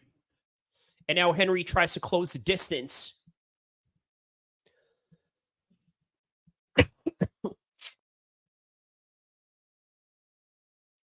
Now the crowd's yelling USA, more likely in favor of Henry Cejudo. I mean, if you think about it, man, Henry Cejudo is an American hero, right? The guy won a gold medal for USA. You can't deny him of that. He is the quintessential Mexican-American hero. And the crowd is yelling USA as he is fighting Merab right now.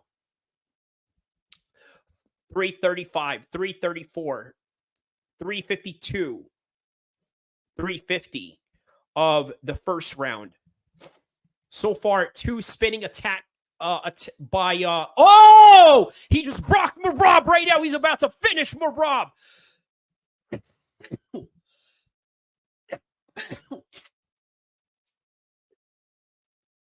A right hook by Henry. He caught him with that one. Yeah, Henry Cejudo's got some real underrated boxing for you right there.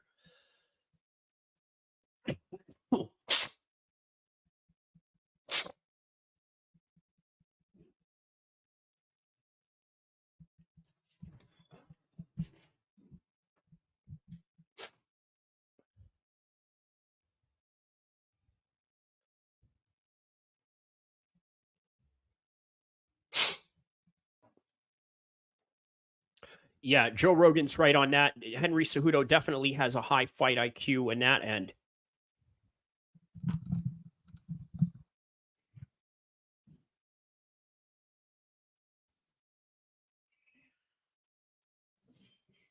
Oh, a takedown by Merab right now.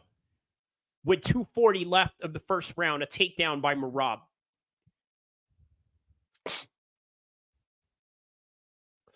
You got to remember, at one fight, Merab did like 20 takedown attempts in a single fight. That's a lot, right? So I'm not surprised he was able to take Henry down on that one. Now, again, just because you're an Olympic level wrestler, it doesn't mean that you. Oh, man, he just rocked Henry right now, but Henry scrambles, and now Henry got him on the ground, and now Henry's on top of him in a full guard position.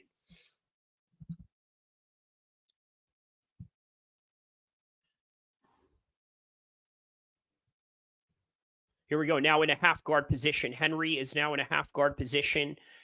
He's got a wrist control over Merab, or Merab's trying to wrist control him from the half guard position with one hand, which is really an interesting choice. Because if you're in a half guard position, there's a lot that you can do. But at the same time, it's like you can't do much if one hand is being controlled. And I think that's what Merab is doing right now in the half guard position as we have 123, 122, 120 left of the first round. 115, 114, 113, 110. Now Henry's trying to take the back. He's got the back of Merab. Great scramble by Henry Cejudo. Merab's trying to.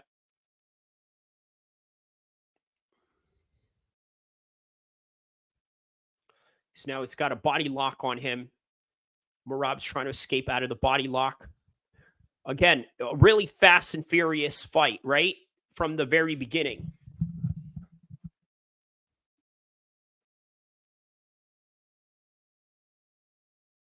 Now the crowd's yelling USA.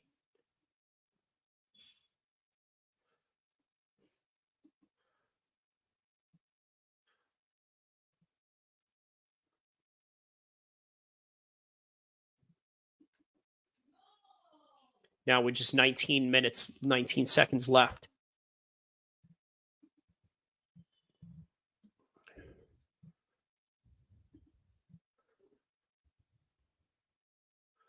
Five seconds left.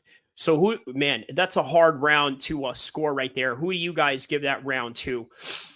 I tell you what, I give it like maybe 10-10 or a 9-9 round. I don't know how, I don't know what way you would score that, but that's a draw in that round. I'm going to give that a draw for both guys. So.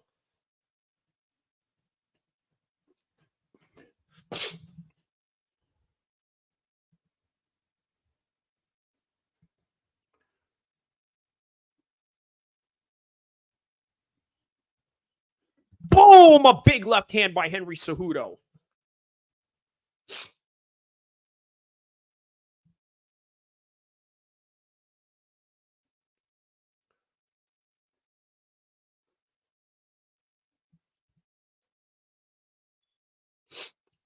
All right, seconds out.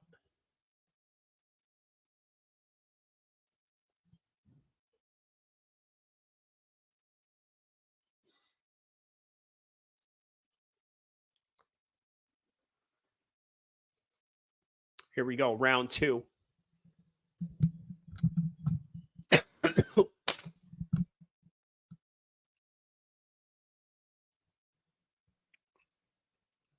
Here we go, round 2.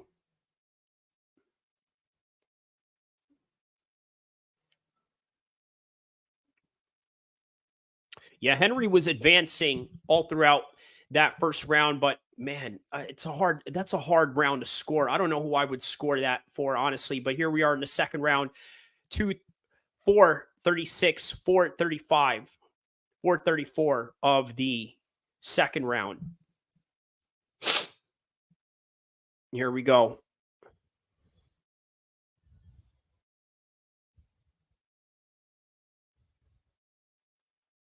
Leg kick. Leg kick exchanges right there by both Henry and Merab. Merab tries to swing for the fences right there. Henry shoots in, gets a body lock. Now they're in a scrambling position.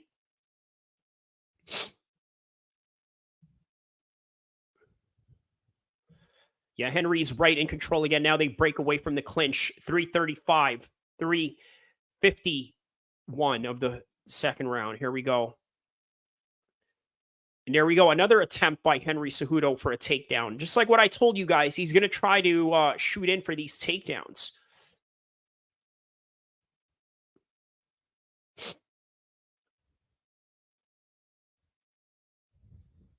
Yeah, really fast-paced fight this is. If you guys are watching this live right now, this is a fast-paced fight, but the significant strikes seems to be on the favor of Merab. 23 versus 11 for Henry Cejudo and Merab. Oh, he just rocked Henry right now because Henry got his chin up in the air.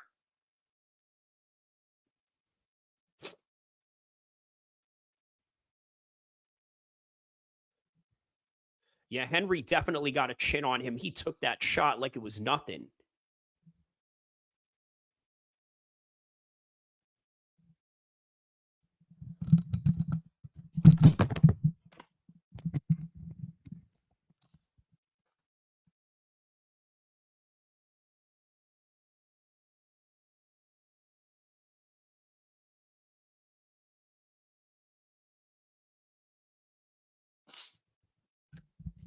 Now they're in a scrambling position.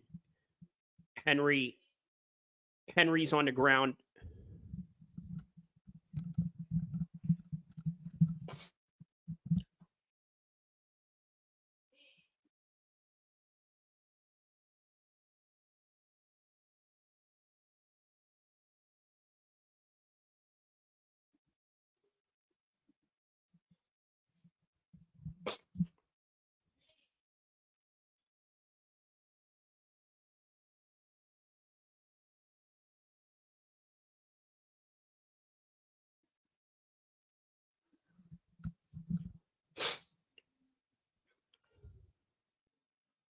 All right.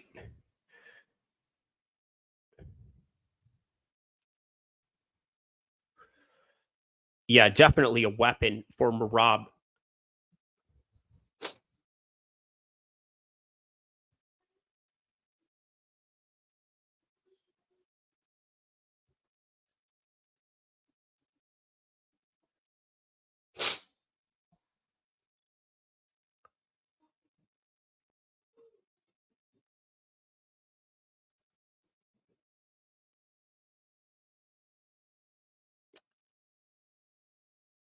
Here we go, a single leg by Henry Cejudo right here.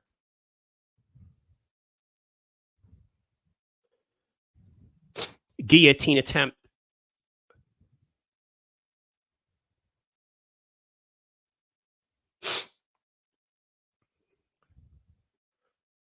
Wow, what a really tough fight to score, honestly. But I don't know, man. You know, one can argue that Merab has the win on this one right here on the second round at least. He definitely got the second round on this one.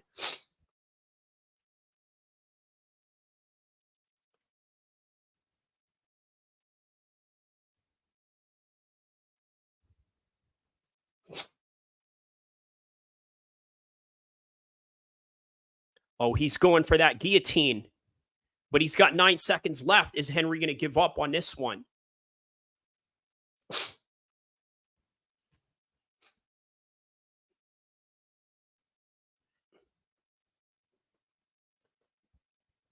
Wow, it looks like he kind of let go in the middle of it. Yeah, Henry definitely looks exhausted for this one.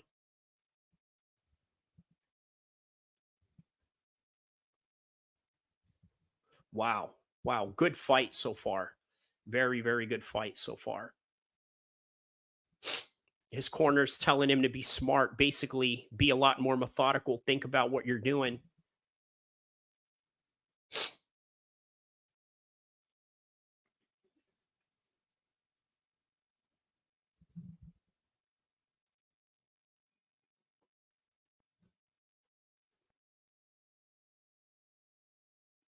He said just touch him a little bit and then start moving.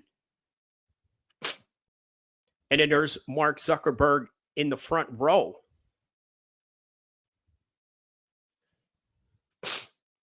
Wow, he was talking to Mark Zuckerberg as he had that guillotine choke uh on Henry. Here we go, third and final round.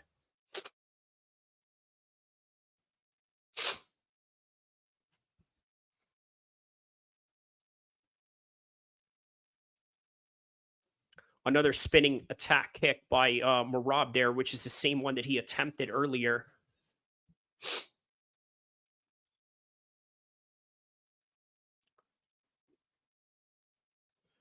We go low kick by Henry.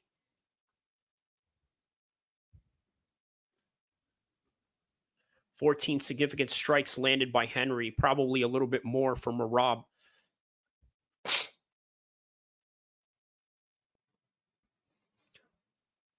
Oh, here we go. Single leg attempt by Marab. But now he's got him in a body lock position.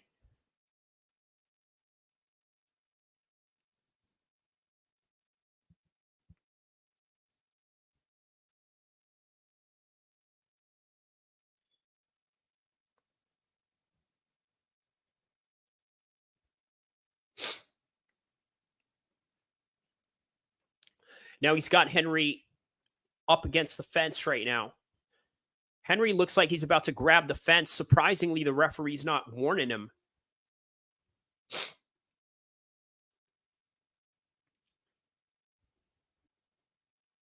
Yeah, no warning on the part of Henry Cejudo for that fence grabbing. And now here's Marab trying to get him down for a trip.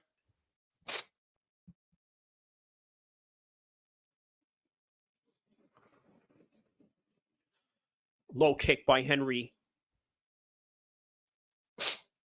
Now we're just about 3 minutes left into this fight. Here we go. Single leg attempt by Marab, but Henry stuffs it. Great defense on Henry. What do you expect from an Olympic gold medalist wrestler, right? I told you this is going to be a fast paced fight right here.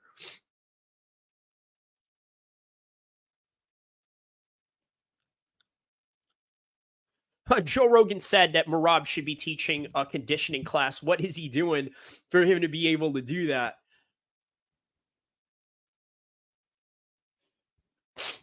Yeah, it's what it is. It's just hard work.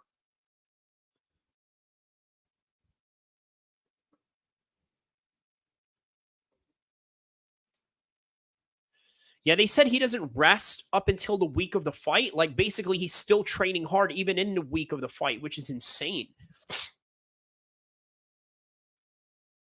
But then you got to think, what kind of recovery mechanisms does he do for him to be training that hard? And then here we go. Oh wow, he gets it. Now he's picked up Henry. And now he's walking him across. And now he just throws him down on the ground with 2 minutes left of the fight. I think that just solidified the win for Marab right there.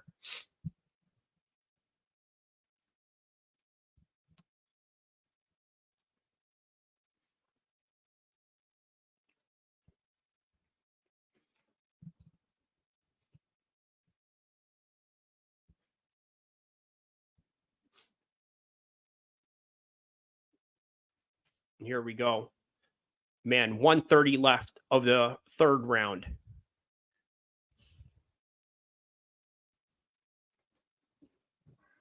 Wow, total strikes in the third round alone 62 for Marab, only 5 for Henry. And we're talking about just that round alone, by the way. We're literally talking about just that round.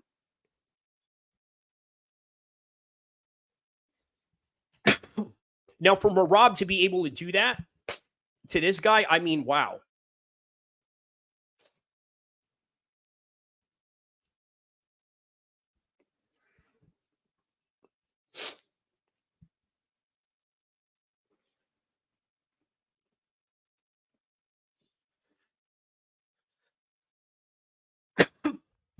Wow. Yeah, just constant pressure by Marab. Look, with all the techniques that are out there, conditioning is a weapon in and of itself, and Marab is displaying that right now with 30 seconds left of this fight. Henry has to do something for the last 20 seconds of this fight to win. He's got to knock him out. I don't think Henry is going to win this fight. I just think that Marab was way too busy. Not only that, he's out wrestled Henry a few times, even though Henry made a great account of himself by stuffing a few of these takedowns. I just don't think a lot of these were enough. Now look at Marab. He's putting his hands up like this, daring him to hit him at the end of the final 10 seconds. There it is. There it is. I think that is 10 in a row for Marab right there. And then here he is saying what's up to Mark Zuckerberg.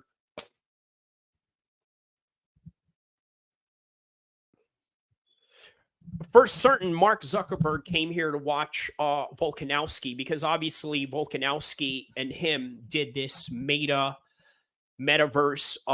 virtual fighting thing for Facebook or something. And yeah, so he's definitely here for that guy. Well, up next is going to be Ian Gary taking on Jeff Neal. So that's going to be an interesting fight right there.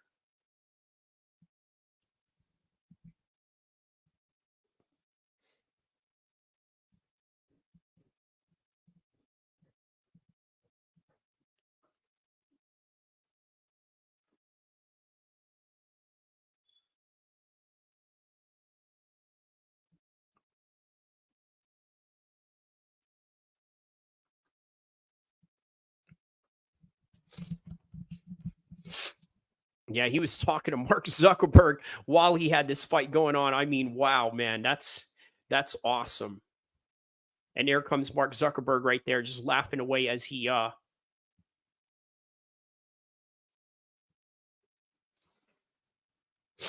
yeah, as soon as Henry blocked that kick, he was swelling up on his arm right there. So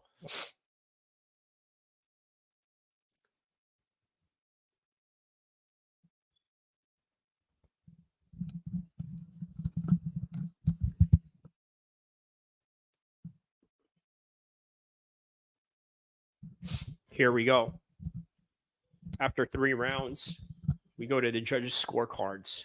All 3 judges scored this card 29-28 by unanimous decision.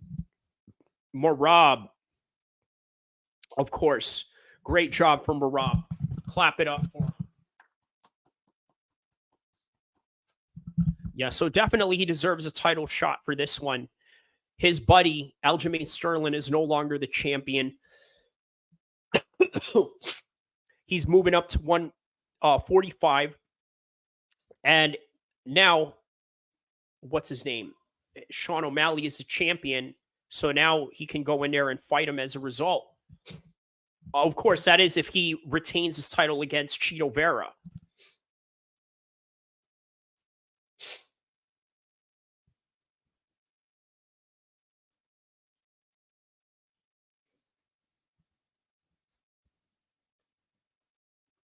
He said all his life he doesn't get anything easy.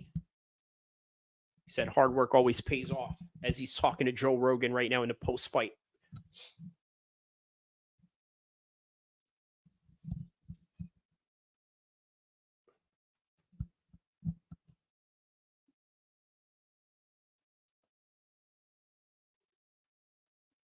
He said Mark Zuckerberg was his supporter the last couple of months.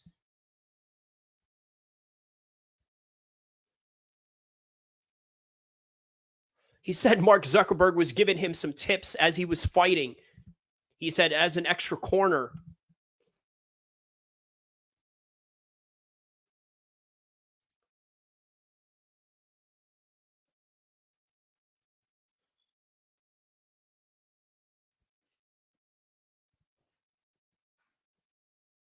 Yeah, that was a tight choke that he had while he was laughing and being encouraged by Mark Zuckerberg. He said 3 rounds is nothing for him. He wanted more rounds. What a beast Marab is. And there it is. There's Sean O'Malley right there. He's calling out Sean O'Malley. Now Sean O'Malley's in the front row. Behind him is Tony Ferguson.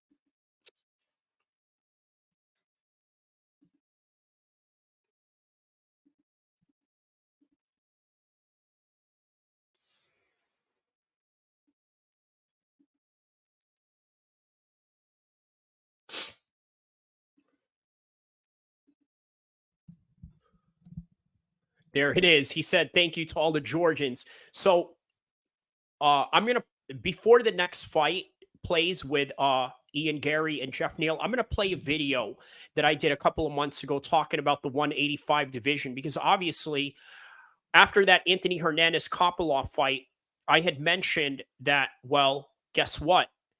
The 185 division is stacked. And nobody believed me because Izzy was the man at that time. And I want you to put in context, I made this video about 7 months ago. So watch this before we head to the next fight. We'll just do it with one take from here.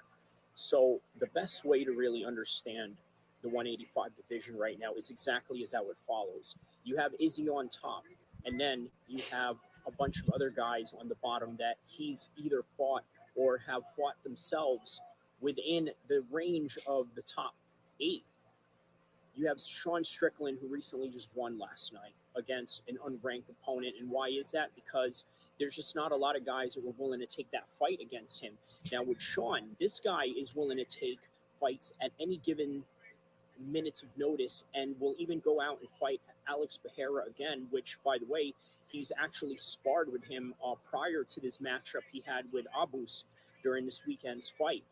Now, the way that Sean Strickland is built, it's like as if he's going to continue fighting with very minimal damage, which really surprised me because he used a lot of great Philly shell defensive boxing techniques and really fought in that similar type of pace in a boxing setting.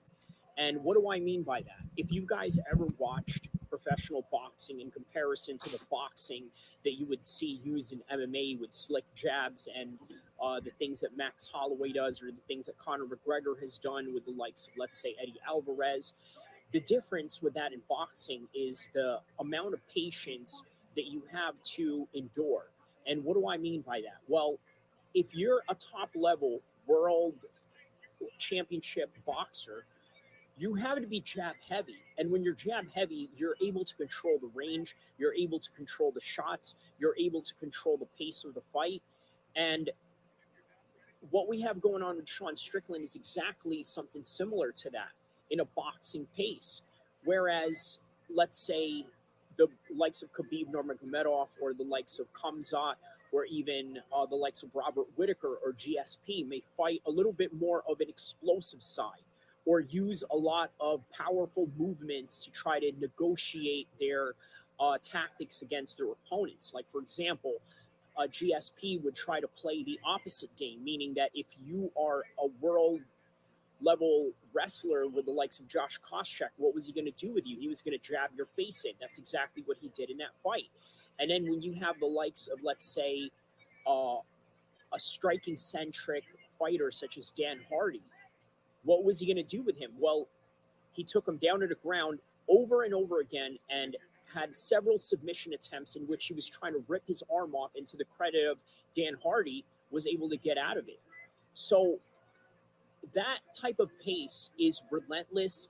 It's also very taxing, but it's also the reason why a lot of guys will cut their careers short.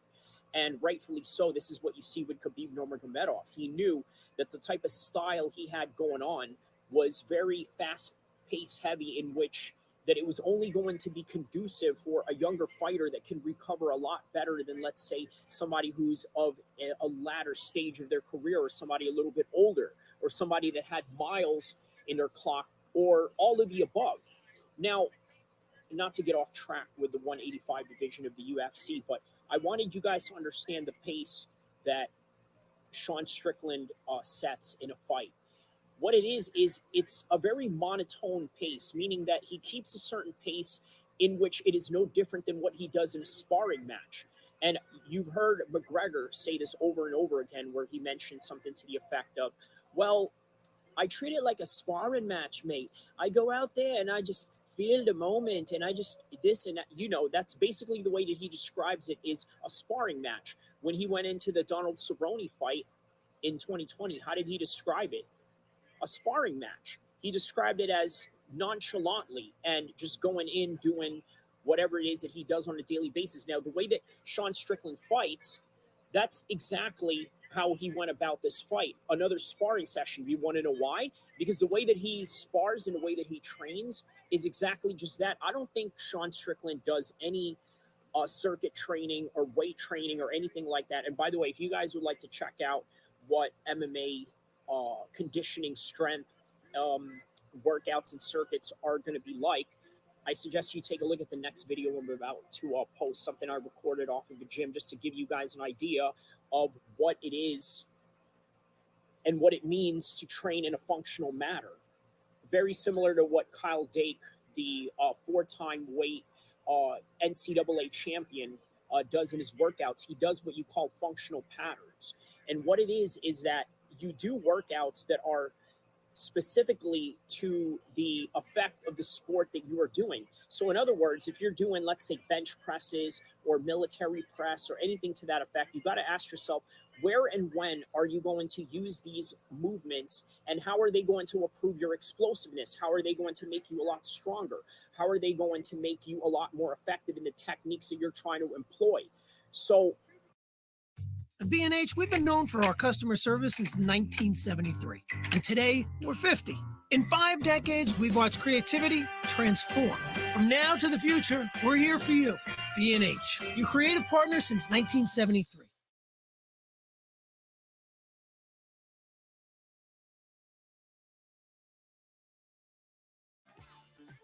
When you build your online store with GoDaddy, it's easy to sell everywhere your customers shop. List and sync products on your website with online marketplaces to create multiple listings at the same time. Track orders and inventory across channels to avoid overselling. Plus, manage all your online sales from one simple dashboard. Create an online store. these are the type of workouts that address that. Now, with Sean Strickland, he does absolutely none of that. What he does is he goes into a gym, spars with guys, and barely even hits the bag. Maybe he hits the bag a few times, but most of his workouts are nothing but sparring. And how many rounds of that does that consist of? Well, only he knows and only his training partners know. But you also know that he trains in Extreme Couture, which means that they're also a team that can kind of hone him back to having, let's say, more of a mature and a professional training method or a training schedule to what he has to do. But nonetheless, Sean does what he does, and he becomes great at it. And it's the reason why he has great timing in his shots. And during his fights, you see that going on. It's like he mentions his fist being a pitter patter. He says that he hits like a girl.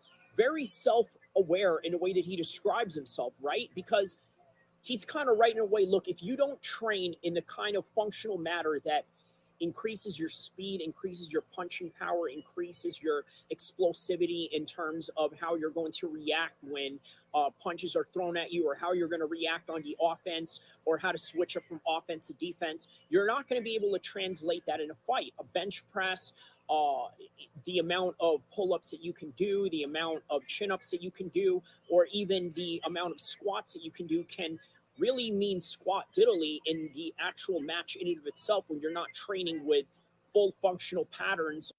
All right, so if you want to see the rest of that, check it out on my channel here. It is called 185 division, the most competitive division above 155. Sean Strickland doesn't train, only spars. I believe that was right after the UFC Vegas 76 fight that Sean Strickland had. But nonetheless, here's Ian Gary right now walking out as we are now prepared for the people's main event.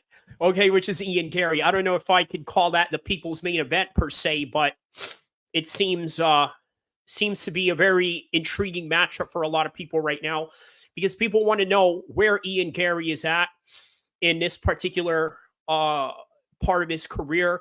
How is he going to deal with somebody like Jeff Neal, who's been a long time top 15 fighter? So we will see. We will see where this goes right here.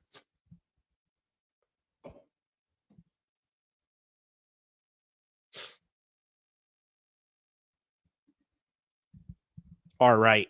Ian Gary's walking out right now.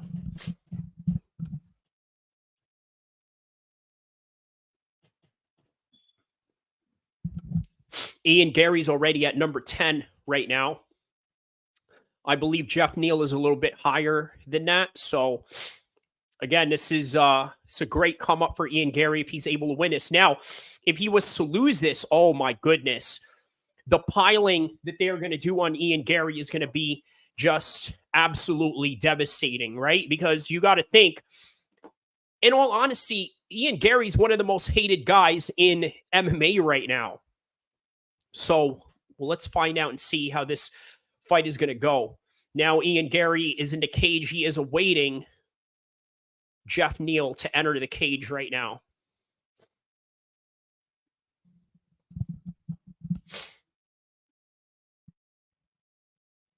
Here comes Jeff Neal coming out right now.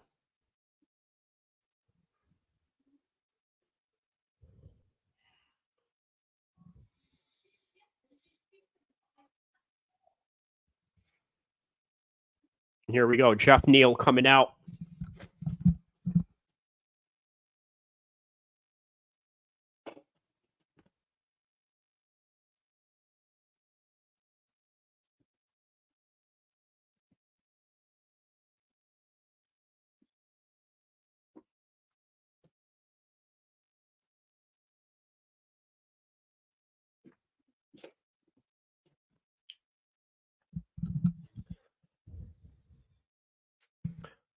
All right, here comes Jeff Neal coming out right now.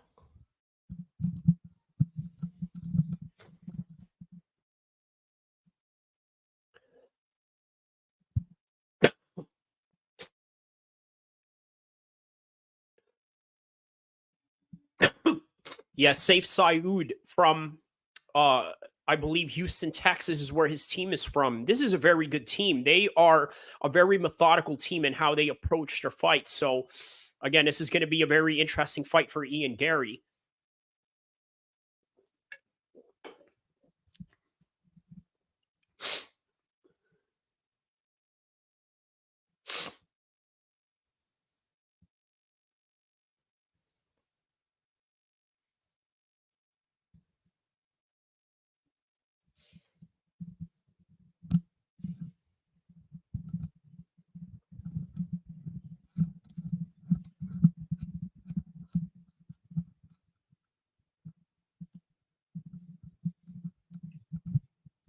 Yeah, if you guys are hearing all the commentary that Joe Rogan is saying about Jeff Neal right now, he's absolutely correct. I mean, that guy is a top level fighter. And for Ian Gary to win this fight, it's going to be a very big for his career and able to do that.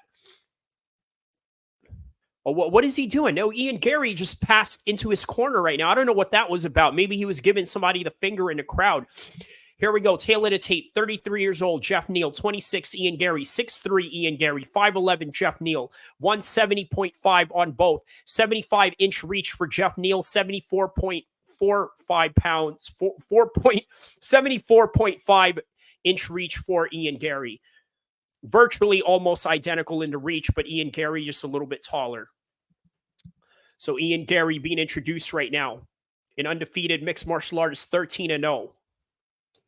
Now the crowd is booing Ian Gary badly right now. They are booing him. This is interesting. Here we go. The most anticipated fight of the night right now. Ian Gary versus Jeff Neal. In the world, the future, Ian Machado Gary. Oh, he goes nose to nose with Bruce Buffer right there. And then there's his wife. They feature his wife right there. That's really interesting.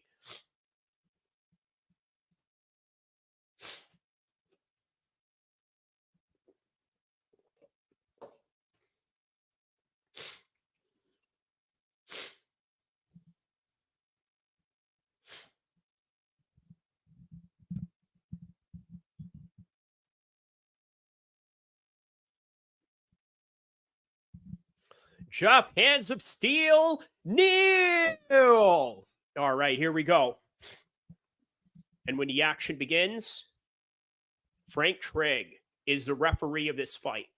His final assignment of the night, they said. Frank Trigg.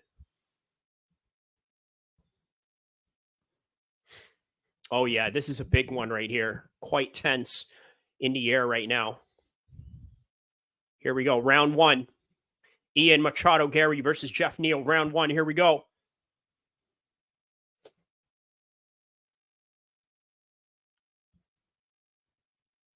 Here we go. Ian Gary pawing that jab. 442, 441, 440 of the first round right now. Low kick by Jeff Neal. It seems to be a common trend now, at least just with this particular card. I don't know about all of MMA in particular, where people are throwing leg kicks from the very beginning. I guess it's a great way to start out to sort of break down the wheels of your opponent. But here you go. Yeah, I think he just took another one right there. He can't take too many of these. Jeff Neal's circling around him. There's a front teep kick by Ian Gary, a high head kick by Ian Gary, attempt blocked by Jeff Neal. 401, 40, 4 minutes, 459, 458, 457.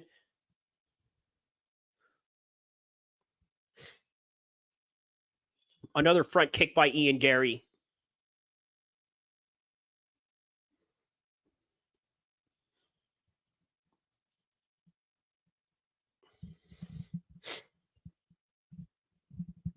Another front kick by Ian Gary.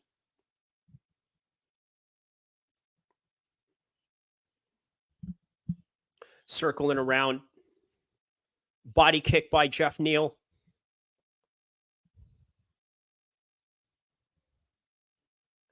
The crowd's yelling USA, obviously against Ian Gary, in favor of the American Jeff Neal. 311, 309, 307, 306 of the first round. Straight punch by Ian Gary and a low kick by Jeff Neal. Jeff Neal's really attacking that inside leg kick right there. Yeah, he's really trying to slow down the movement of Ian Gary. Ian Gary's got good footwork also. Oh, there's a swing and a miss.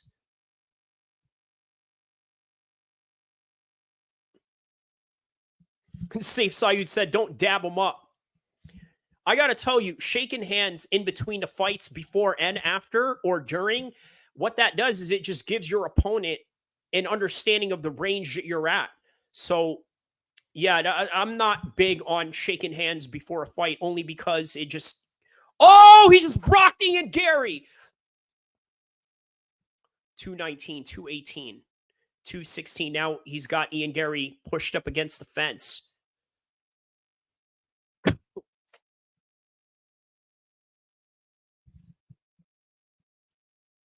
Yeah, Jeff Neal's doing a really good job fighting a very methodical fight, very disciplined at that, in the way that he's approaching Ian Gary.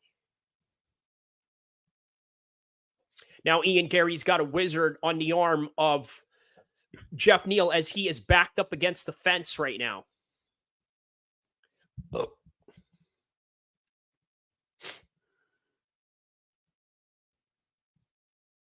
Yeah, I may do a post-fight press coverage on this particular fight even after the event. So I'm probably going to stay a little bit longer after this. So here we go. Ian Gary is clinched up against the fence once again. Once again, popped back right up into that wizard that he's got on Jeff Neal as Jeff Neal is pushing him up against the fence with Ian Gary's back onto the cage of the red corner. How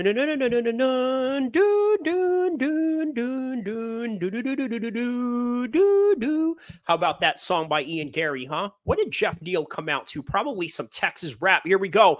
Now they're exchanging fire in the middle of the cage. 50 seconds left of the first round. 47, 46, 45, 44.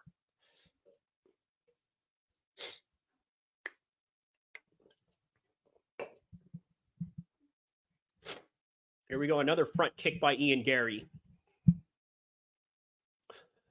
Saif Saud is telling Jeff Neal in the corner, A, be disciplined.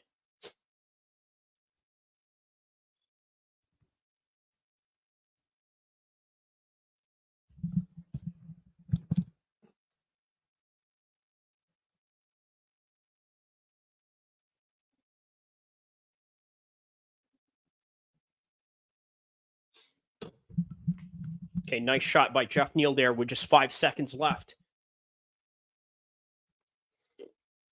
Yeah, Gary's definitely controlling the distance quite well.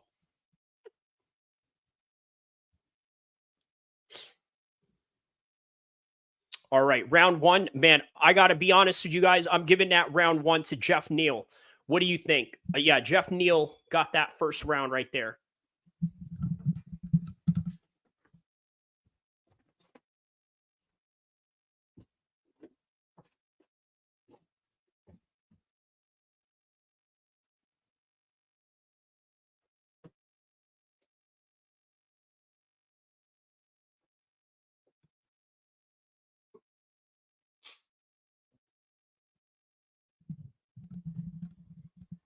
Yeah, so Jeff Neal's corner is telling him, hey, don't be lazy. I need you to push the pressure on him.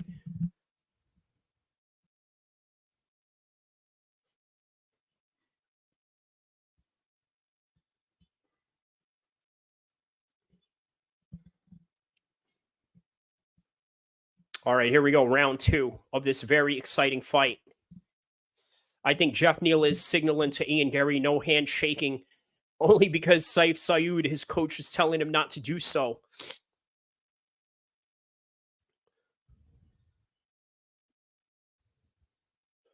Yeah, Joe Rogan says he gives that first round to Ian Gary. I disagree. I'm giving that to Jeff Neal on that one. I think Jeff Neal did enough to sort of have cage control of that fight, but we'll see. We'll see how it goes.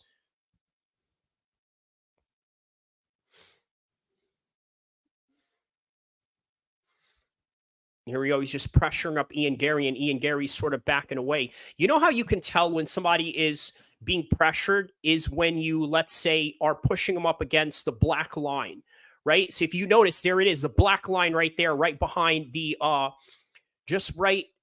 behind the Budweiser symbol right there, right? Or behind the prime, rather.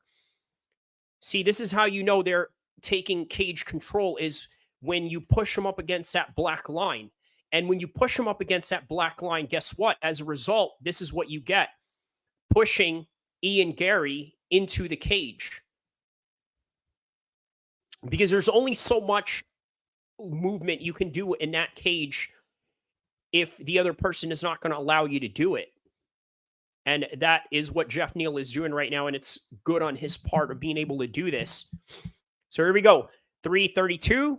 330 of the second round right now. 327, 326. They are still in the fence right now. 324, 322, 320. And yeah, okay, now they break away. Now they are squared up. 3-0 front kick Front kick that turned into a knee by Ian Gary. 3 minutes left. Body kick by Ian Gary. Low kick by Jeff Neal. Jab by Ian Gary. 240, 239 of the second round. Knee by Ian Gary right there.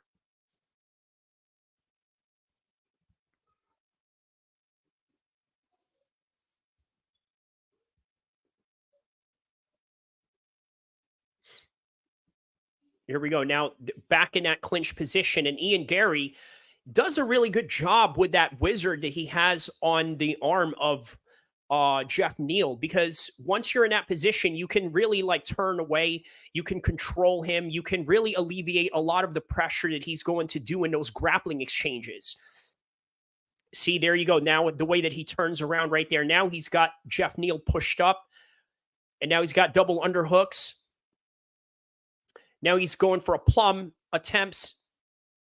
Yeah, right in that break, Joe Rogan is right. He definitely has to be very careful when he's in that break, because once they break away, he could throw an uppercut. He could throw a knee at you. There goes a straight punch by Jeff Neal. Man, Jeff Neal is doing really good in this fight. We might see an upset against Ian Gary right here with Jeff Neal. Now, obviously, Jeff Neal is what, number 8 ranked in the UFC's 170 division? I mean, there's a reason why he's ranked number 8. Ian Gary ranked number 10, obviously trying to move up through the rankings after this fight if he does win. But Jeff Neal, he is doing really good in this fight. Really, really good.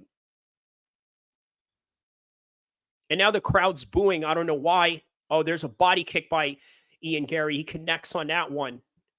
Unfazed in Jeff Neal by taking that body kick. 50 seconds left of the second round. There we go. Now he hooks off on Ian Gary, backs him up against the fence. Now Jeff Neal's fighting with his hands down. Okay, now he's got it back up. Jab by Ian Gary. High kick by Jeff Neal.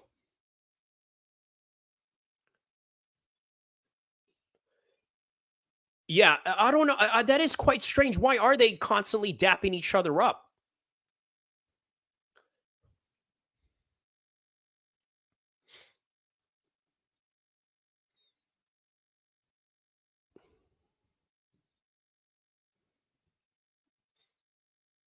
All right, 10 minutes down. Oh man, I'm giving 2 rounds to Jeff Neal right now. I know that's a bit Yeah, I know that's a bit controversial to say, but honestly, yeah, even with the body kicks that you're seeing in the highlights right now, Jeff Neal, I think, is really taking control of the octagon. Again, one of the scoring criterias is what? Cage control, octagon control. Jeff Neal is doing all that. Saif Saud is telling him, you need to throw combinations. Every time you're throwing combinations, he said that you're landing. So constantly throw combinations at him, Saif Saud said.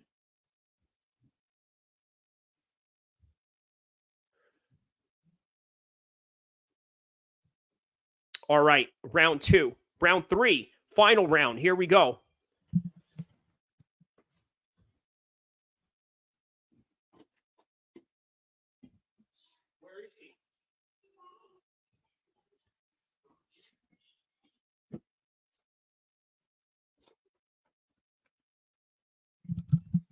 All right, so Saif Saud is basically telling him to get on with the activity.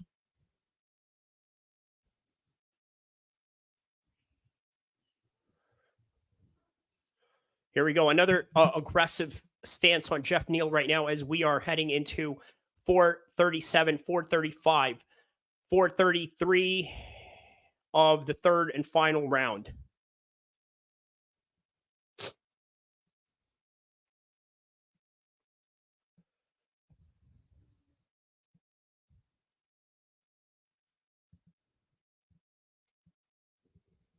Another body kick by Ian Gary.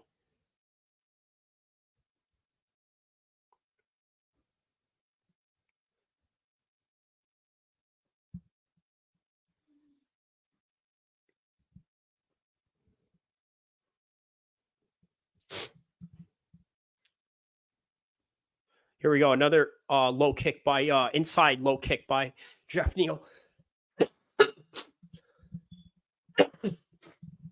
Sorry, a little under the weather here. Here we go. A combination by Ian Gary of his own. 3:40 left of the third round.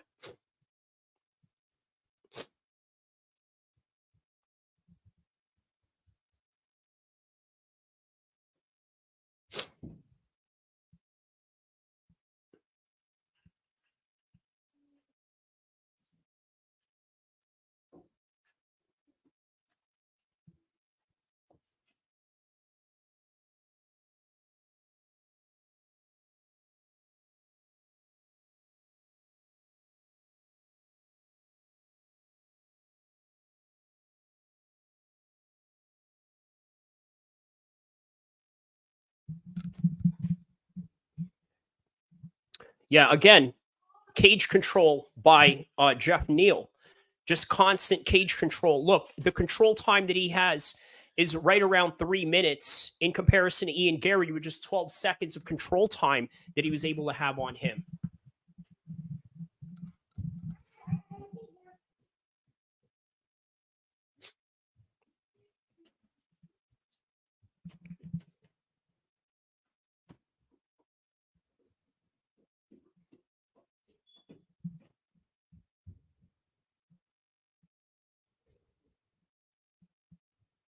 Yeah, good left hand by Look, Jeff Neal is going to win this fight, guys. I don't know how you guys are seeing this, but yeah, this is a clear win for Jeff Neal. I mean, look, this isn't about the fact that Ian Gary's a superstar or he's the next big thing or anything like that. It ain't about that. Oh, what about that? A little shot in the middle right there by Ian Gary. Oblique kick attempt by Ian Gary right there. With just less than 2 minutes left of this fight, another head kick attempt by Ian Gary. Body kick, sorry, rather. That was a body kick by Ian Gary. Yeah, either way, man, Ian Gary has to finish him off right here. I don't know what Ian Gary is thinking that he's going to win this fight. There's no way he's winning this fight.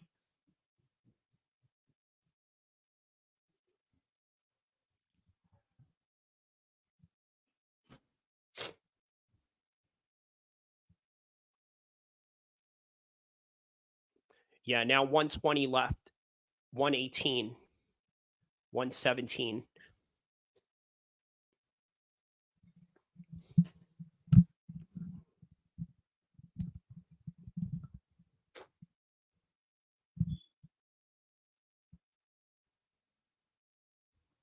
Another jab by Gary right there. 1 minute left to really decide this whole entire thing.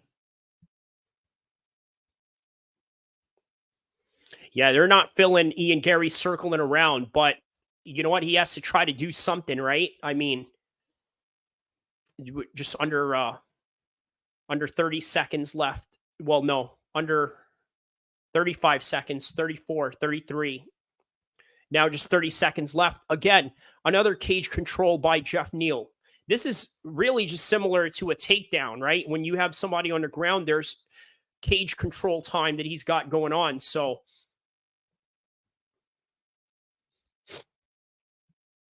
wow. I think we just witnessed Ian Gary's first loss right here.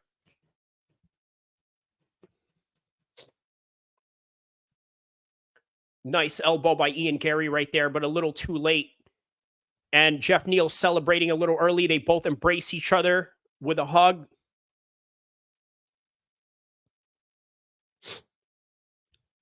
Great respect for each other. Full 15 minutes. Now we are await the decision. I can't see Ian Gary winning this one.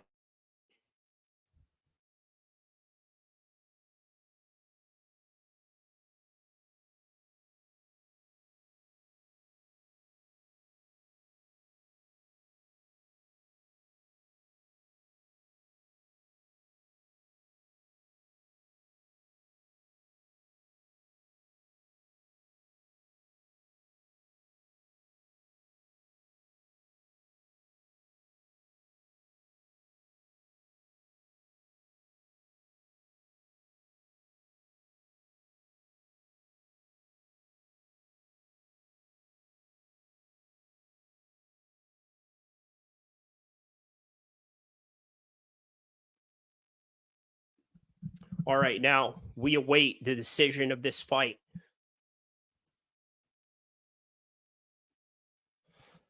I don't see Ian Gary winning this one, guys. I think we have just witnessed the first loss of Ian Gary's career.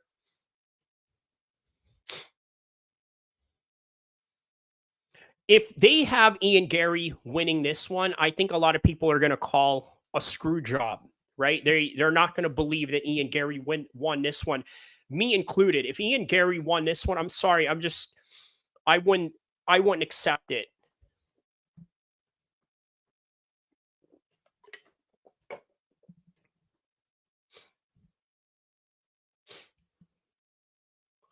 So they said Ian Gary had the advantage of rounds 2 and 3, but that's on a striking though. You know, you're forgetting the cage control time that Jeff Neal had on him.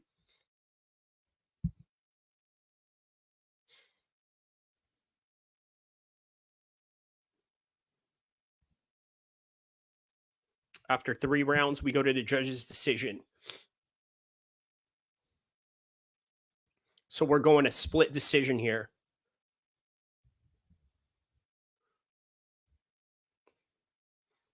Okay.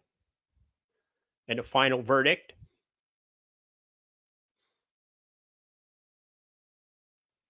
Wow, Ian Gary won that one. That is unbelievable.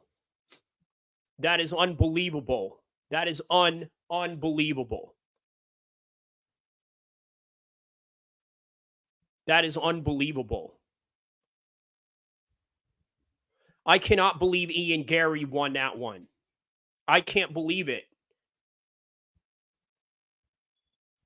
He said, let them talk. We're here, Joe. Undefeated, living a life, keep talking as a crowd is booing. What a great response by Ian Gary, though. Joe said this is the most dangerous opponent of his career. Yeah, I would say so.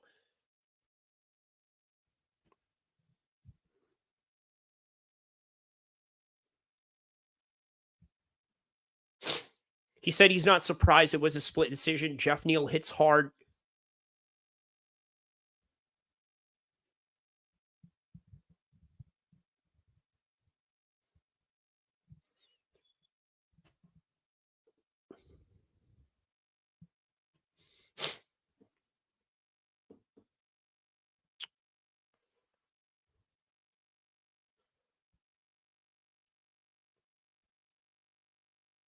Man, the crowd is just booing Ian Gary right now. And while he's giving props to Jeff Neal, who, by the way, was the crowd favorite of this one.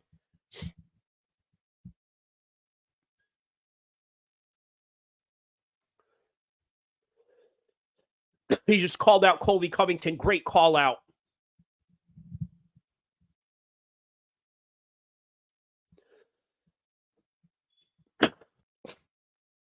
He said he wants to take out Colby and make him regret everything that he said. Joe said, you seem to enjoy proving people wrong.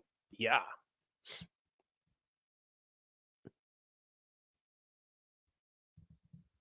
He said, I was like every single one of you sitting in the crowd watching Conor McGregor on the rise. He said, I'm here. I'm going to be a world champion, whether you guys like it or not. Brilliant, brilliant mic work for Ian Gary on that one.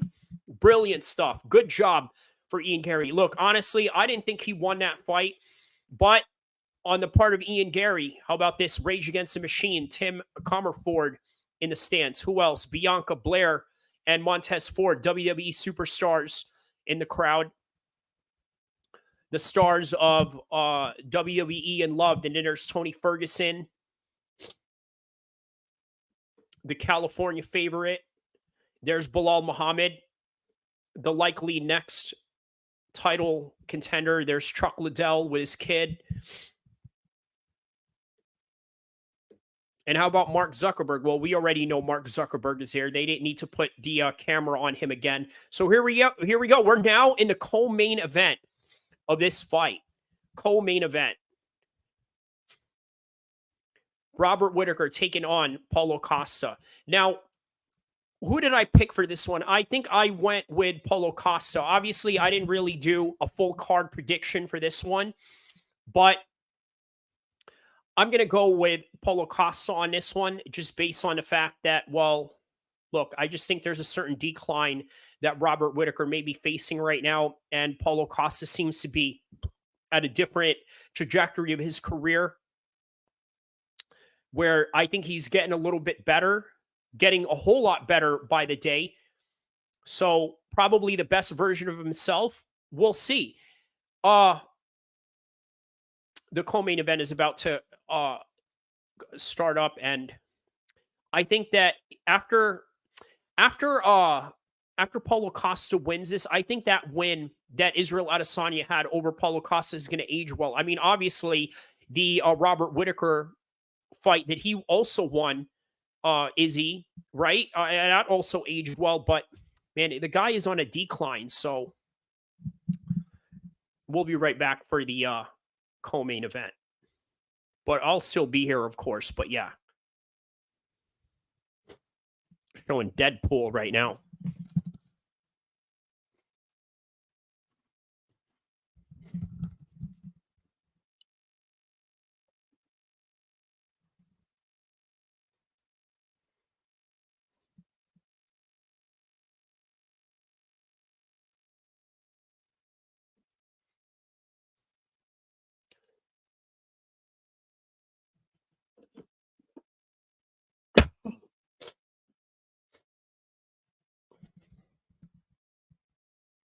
Here we go. The number 6, Paulo Costa, and the number 3, Robert Whitaker.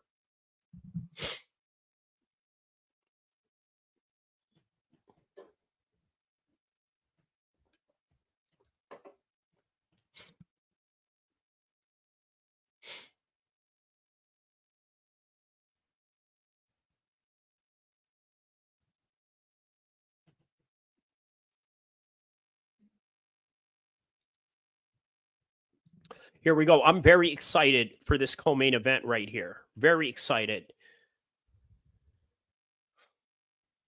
Now they're showing the preview to the co-main event as we await the 2 men entering the cage right now.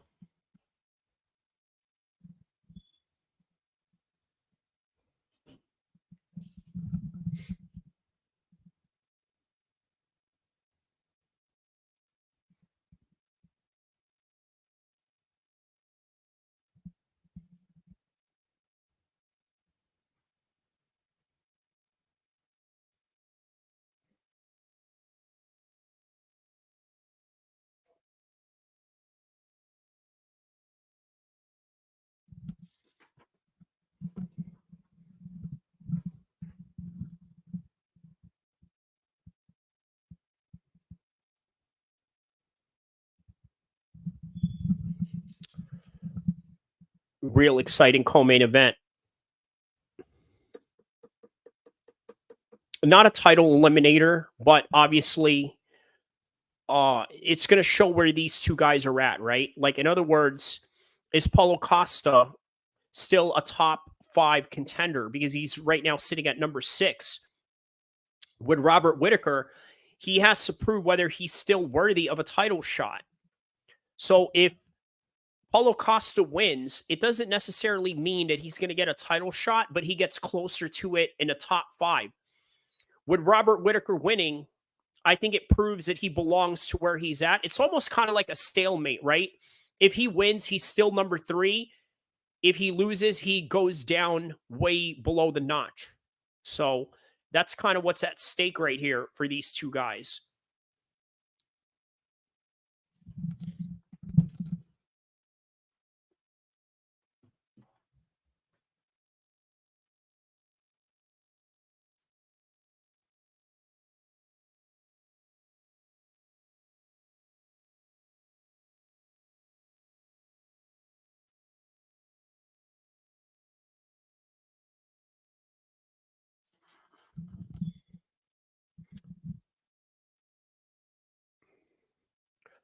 My prediction for this one, I think this is going to go the distance, and I'm going to take Paulo Costa by. Well, you know what? I'm going to change my mind midway.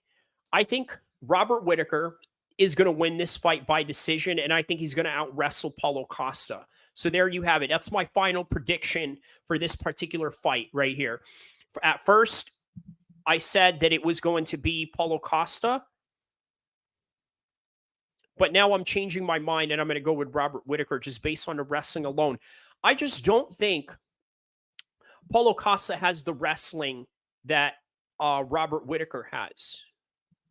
And I think that's where this fight is going to make a huge difference, is in the wrestling department. I think the wrestling department is what's going to change the course of this matchup.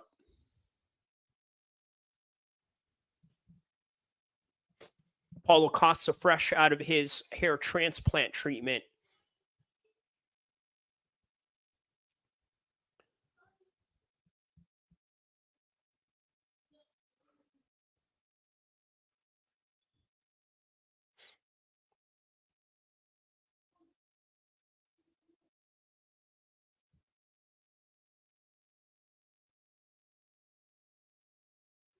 Yeah, interesting music Paulo Costa is coming out to right now. Shout out to everybody around the world that's tapping in as we are watching this live together. Let me know where you guys are watching from. I had a brother from Italy earlier. I had a brother from California out here in my home state. I had a few people from, who knows, they didn't really say. But either way, thank you for tapping in. Thank you for viewing this channel with me as we are heading into the co-main event of tonight's UFC 298 card.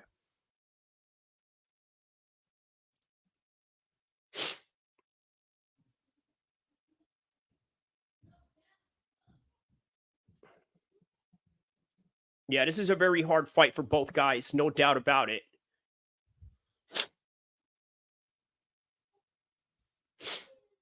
Now, what I think is really interesting about this fight is that both of these guys are at the most focused that they had ever been in their whole entire career.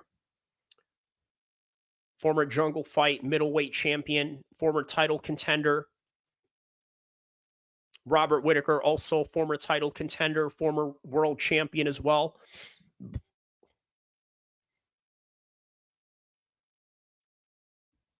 And here comes Robert Whitaker coming out with his Roy Jones song.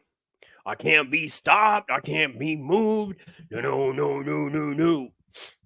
Roy Jones rapping. Imagine that. Roy Jones used to rap back in the days, if you find that as crazy as it sounds, you know?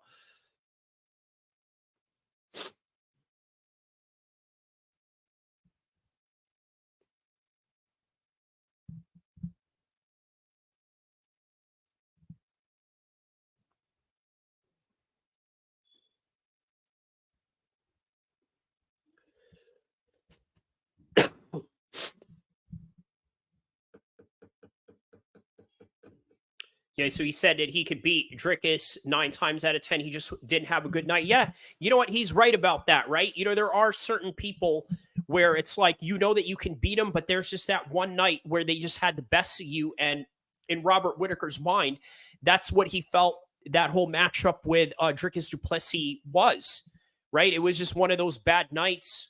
But now he can come back tonight and redeem himself. But I think he has to really wrestle this fight in order for him to really, really like show that he is still in the top level of this division. He needs to wrestle him. That's the main bottom line that he needs to do here.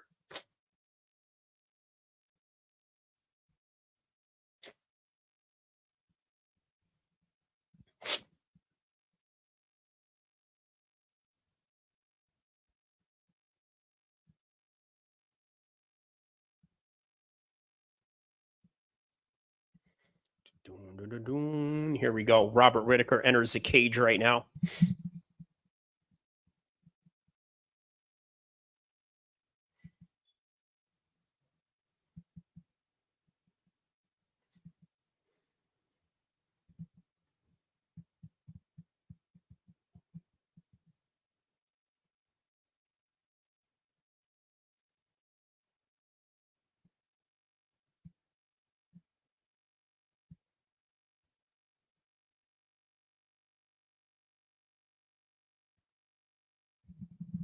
Here we go. Tail of the tape. Robert Whitaker, 33-32. Paulo Costa, 6'1", 6 feet, 185. 73-inch reach for Robert, 72 for Paulo Costa. Virtually identical.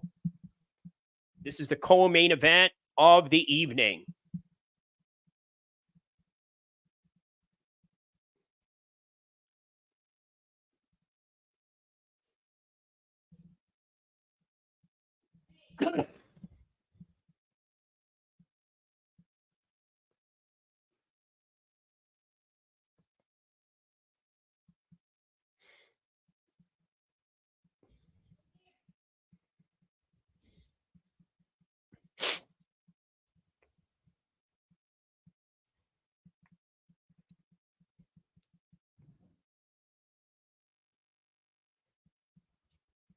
Paulo the Eraser Costa.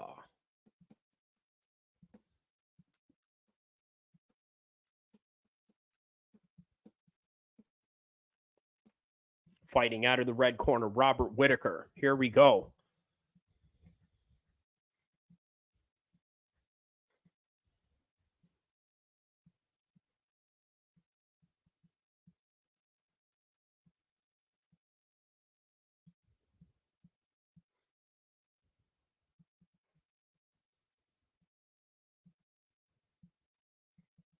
In the world, Robert the Reaper Whitaker.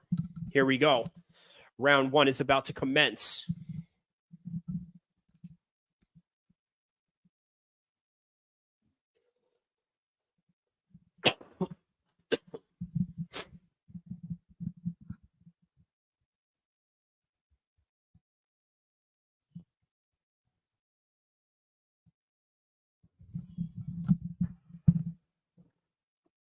Here we go. Round one.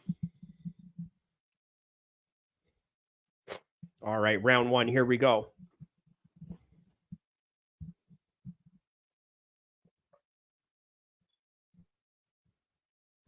.450, 449. Stiff jab by Paulo Costa and follow up by leg kick by Robert Whitaker.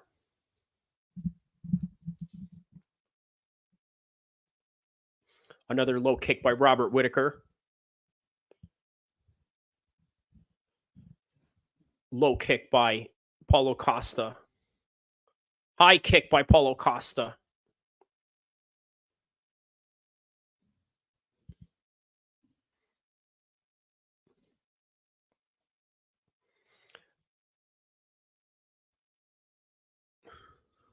Jab by Paulo Costa. Low kick by Robert Whitaker. 4 minutes left on the first round. High kick by Paulo Costa. It seems that Costa's kicks has improved dramatically for this fight.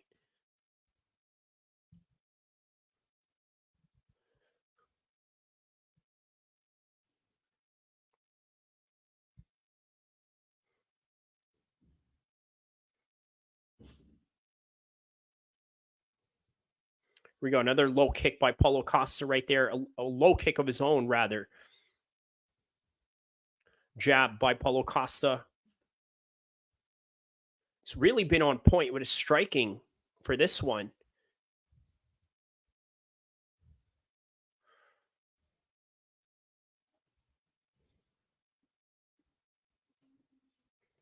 Another check.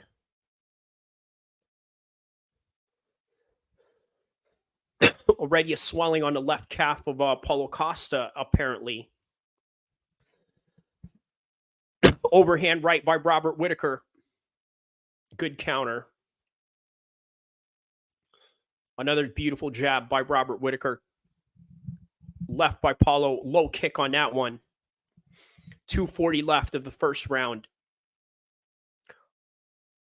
Already half a round gone by. 2:30 left of the first round right now.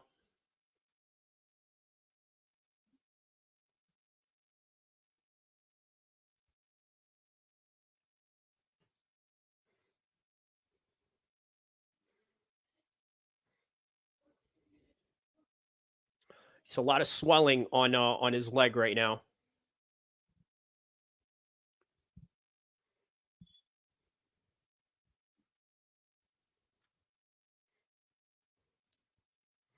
Blitzing in with Robert Whitaker. Now a low kick by Robert Whitaker. Oh, yeah, he's really hurting Paulo Costa right now. So this is what surprised me about this fight, right? I was expecting that Robert Whitaker was going to wrestle him in this fight, but hey, you know, the leg kicks are working, and it's really debilitating Paulo Costa right now. Another one right there. He tries to check that one, but that connected. Now 130 left of the first round. A low kick of his own, inside leg kick by Paulo Costa.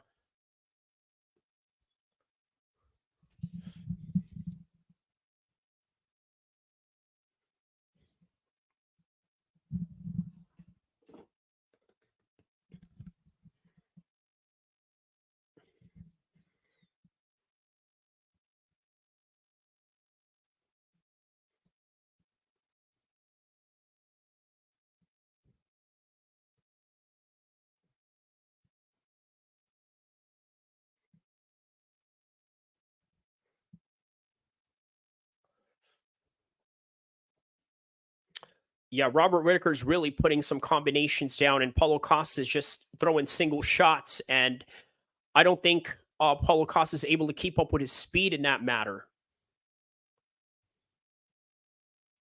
Another double jab by Robert Whitaker in that end.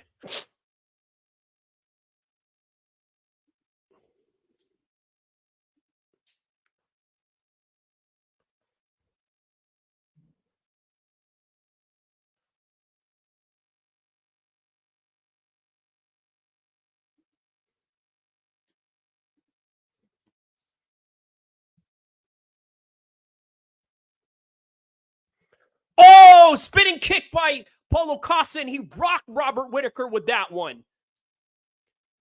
He rocked Robert Whitaker by the end of the first round on that one. Saved by the bell. Yeah, he definitely got saved by the bell on that one. He would have followed up had he had more time.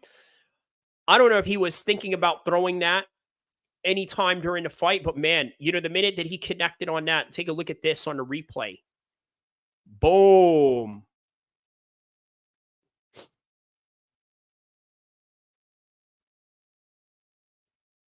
Boom. On the button. He did a stanky leg on that one.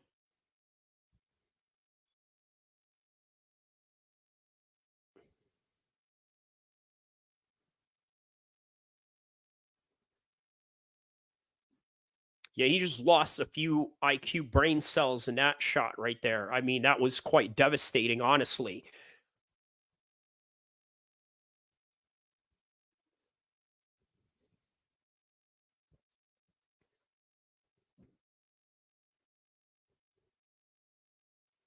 All right, here we go. Round two. Yeah. Yeah, I don't know, man. You know, just because Polo Costa had that one shot, I don't know if I would give that to him. I'm going to give the first round to Robert Whitaker just based on his overall performance. Paulo Costa had one shot the entire fight that changed it, but that's not the whole entire round, right? But here we are, round number two, 435, 433, 432 of the second round. Low kick inside by Robert Whitaker. A leg kick of his own by Paulo Costa. High head kick by Paulo Costa onto Robert Whitaker. Really fast kicks. So this is the evolution that Paulo Costa has going on. He seems to be having a lot more faster kicks than he's had in his previous fights.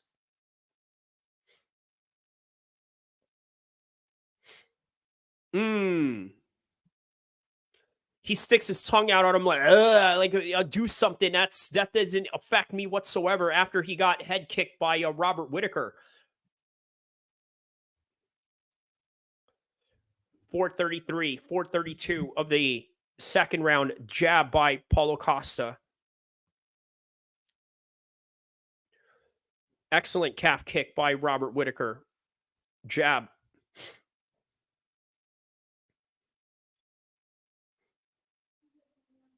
Yeah, Robert's definitely bleeding out of the nose right now.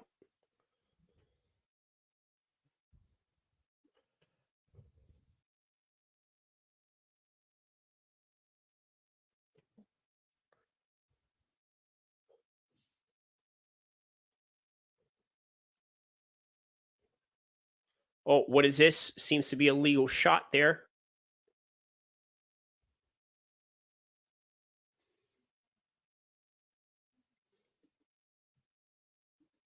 Okay.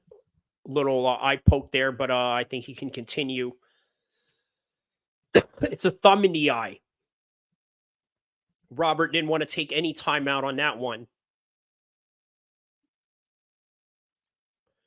Yeah, Michael Bisping just said on the commentary right now he should have taken more time after that one. That might have blinded him a little bit, but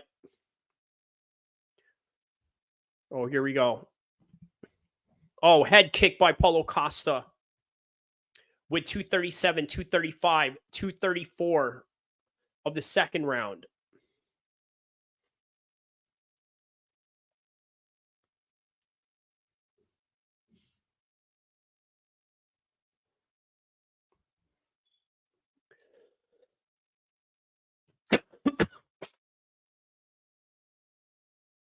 Jab by Robert Whitaker, another inside leg kick.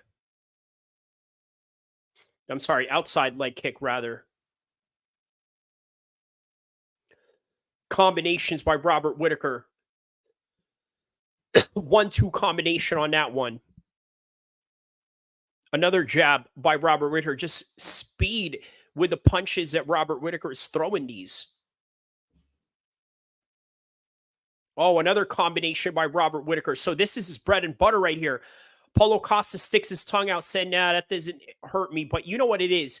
Every time somebody sticks their tongue out or shakes their head after they get rocked, it usually means that you got them. But they're just obviously playing bravado to kind of show you that, like, look, you're not hurting me. And sometimes some guys may fall for it and they get tired. I'm like, man, I'm hitting this guy with every shot and nothing's happening.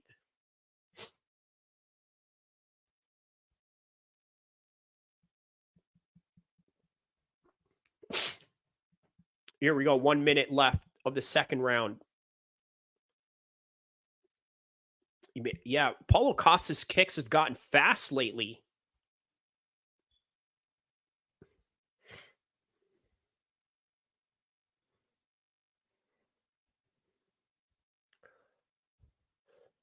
Side kick by Robert Whitaker there with 45 seconds left of the second round. This is anybody's fight now at this particular matter, right? Great combinations by Robert Whitaker. And not only that, fast twitch kicks by Paulo Costa. A great fight overall, of which you would expect from a high level 185ers. Here we go. Another combination by Robert Whitaker. He seems to really be hitting him with these hard combinations.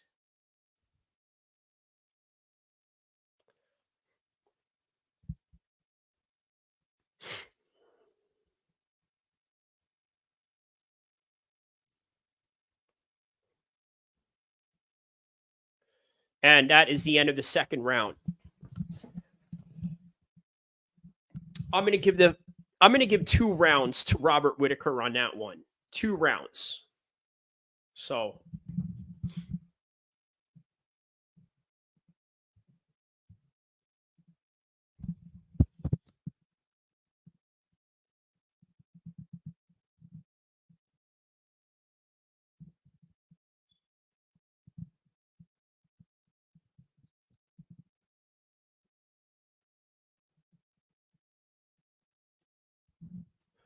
man, that was a bad round for Paulo Costa.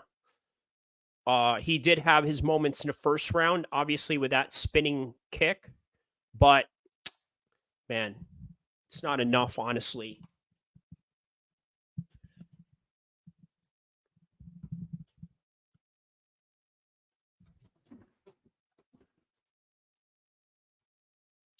Yeah, what a fight. So let's go.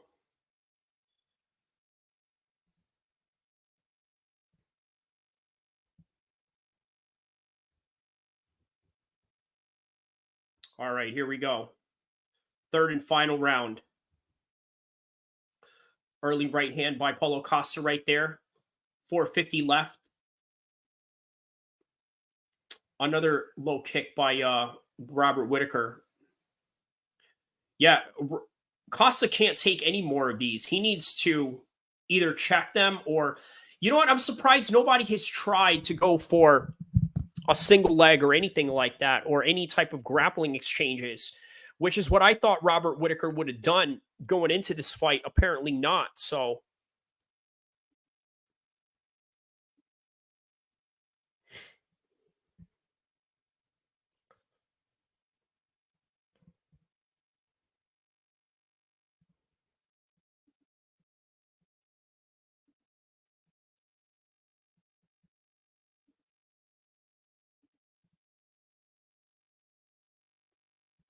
here we go.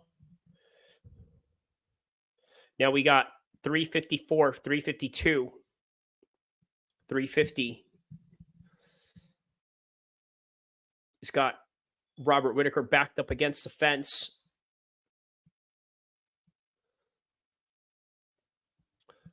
Tie plumb by Paulo Costa there. Breaks away.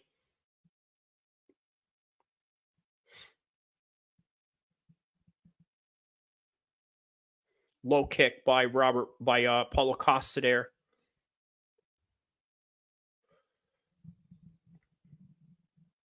It's quite a damaging fight for both men in this one, huh?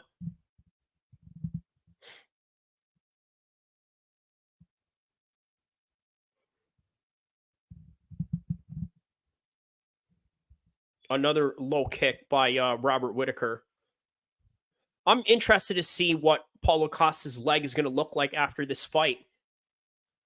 Look at Costa Holloway trying to act like Max Holloway as he's trying to do this.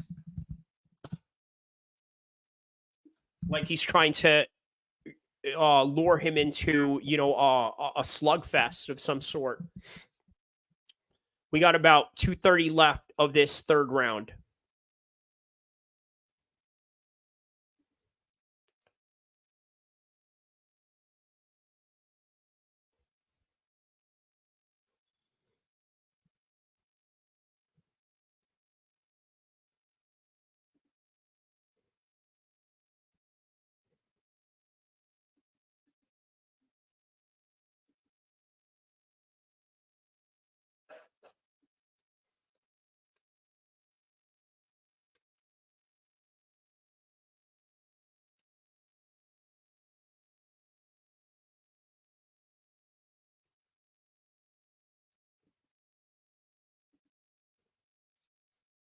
Yeah, the numbers seem to favor Whitaker on this one, but yeah, it's anyone's fight for sure.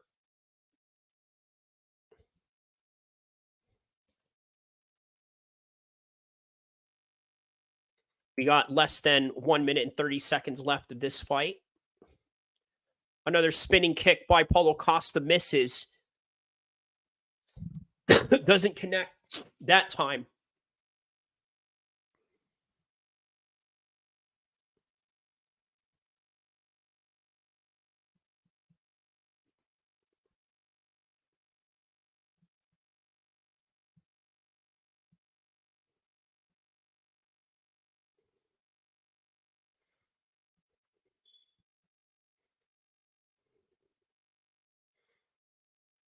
Here we go. Less than a minute left of this fight, which I think is safe to say, look, I'm giving this to Robert Whitaker for the fight. I'm going to Robert Whitaker for decision.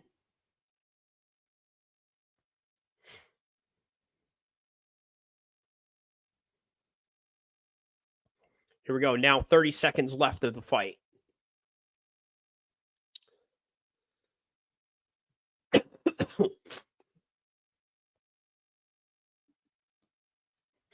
$20 seconds left of this fight. Last 20 seconds left. Here we go.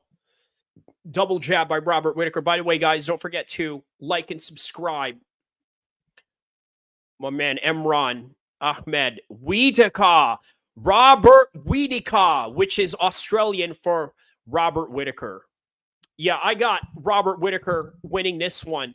Look, the first round, Paulo Costa did great with the last shot, right? When he had that spinning back a kick in the face of Robert Whittaker. But that whole entire round, Robert Whittaker was winning that fight.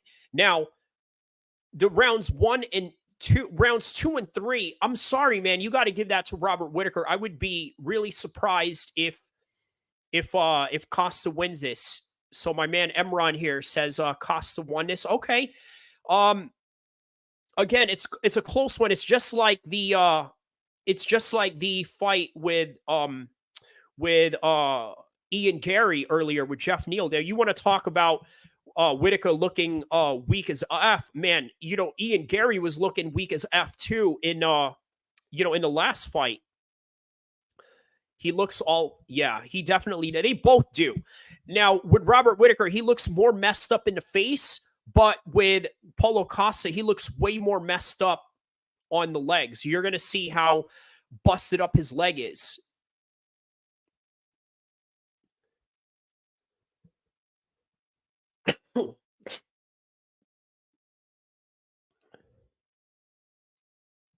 Here we go. We're about to find out the decision for this one. So, yeah, like I said, I give this 3 rounds to zip to Robert Whittaker. I know that Paulo Costa had some moments, but the thing is, man, there's a difference between moments and actual round scoring, but we'll see. We'll see what the judges say for this one. And then after this, obviously, we got the main event coming up. So,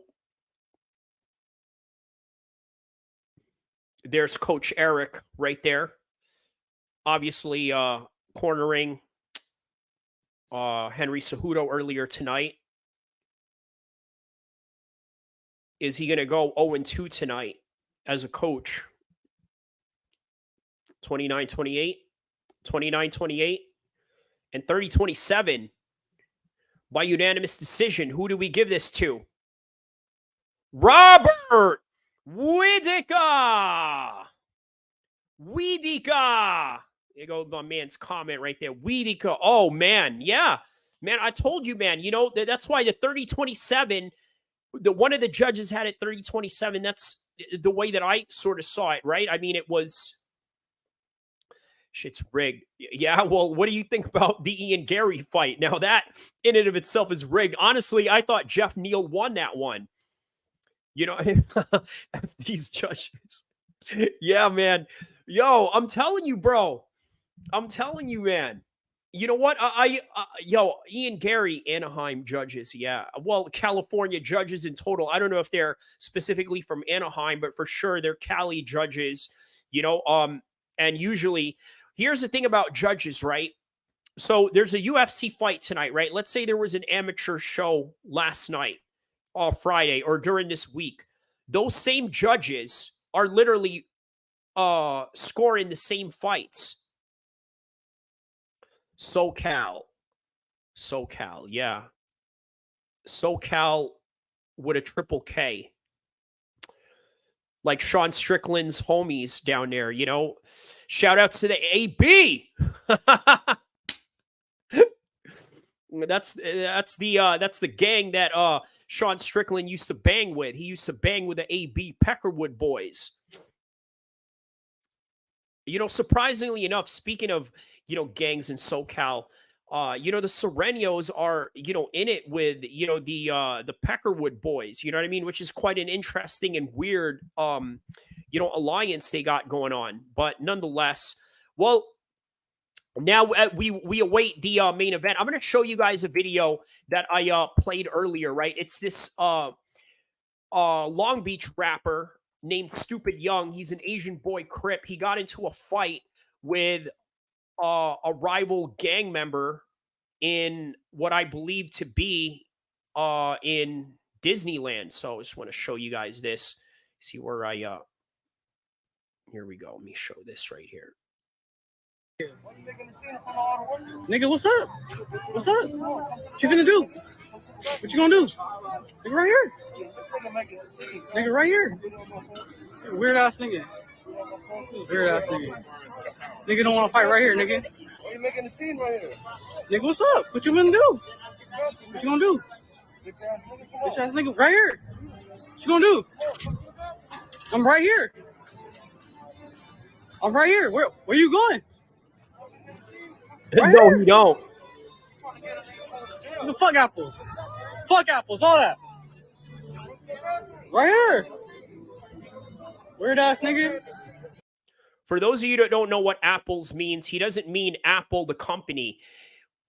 Apples is a diss towards the Asian boy Crips, which is like how you would call, let's say, a blood, a slob, or a Crip, a crab, or a Norteño, a chap, or a Sureño, a scrap, right? That's basically, yeah. Let me just show you guys this as we await, Nigga right here. we await Where you going? the main event. Weird ass nigga running. Right here. Nigga, fuck you. Nigga, goofy ass nigga. Watch this. Nigga, what's up? What's up? What you finna do? What you gonna do? Nigga, right here. So the reason why I'm showing this is because this is in Anaheim, right? Where the fight is taking place. And Anaheim is, by the way, the home of Disneyland where this fight took place at. Nigga, right here. Weird ass nigga. Weird ass nigga. Nigga don't wanna fight right here, nigga. Why you making the scene right here? Nigga, what's up? What you gonna do? What you gonna do? Bitch ass nigga, right here. What you gonna do? I'm right here. I'm right here. Where you going? My man said F Disneyland. Hey, you know what? These two guys were thinking the same thing. I got to tell you, I've been to Disneyland. It's expensive to get in there, right? They said, man, F this. We got an op up in here. We're going to get down. Watch this. Right here. The fuck apples. Fuck apples, all that. Right here. Weird ass nigga. Watch Nigga, what right happens. here. Where you going? Weird ass nigga running. Right here. Nigga, fuck you.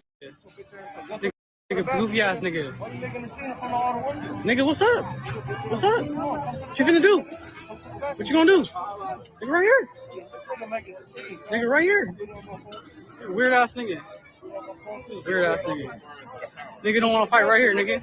Why you making the scene right here? Nigga, what's up? What you gonna do? What you gonna do? Bitch ass nigga, right here. What you gonna do? I'm right here. I'm right here. Where you going? Right here. The fuck apples. Fuck apples, all that. You're not showing the fight. Right What's here. going on here? This is not. No. That's not. Where is the fight?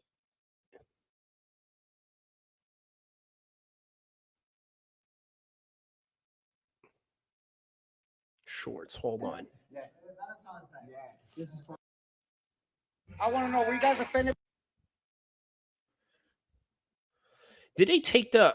Oh, okay, here we go. Hold up. Bathroom, nigga. Oh, this is the Come to fight the right bathroom, here. Hold nigga. on. Bitch ass nigga. Right here. This is where the fight took place. Right here. Look. Check this out.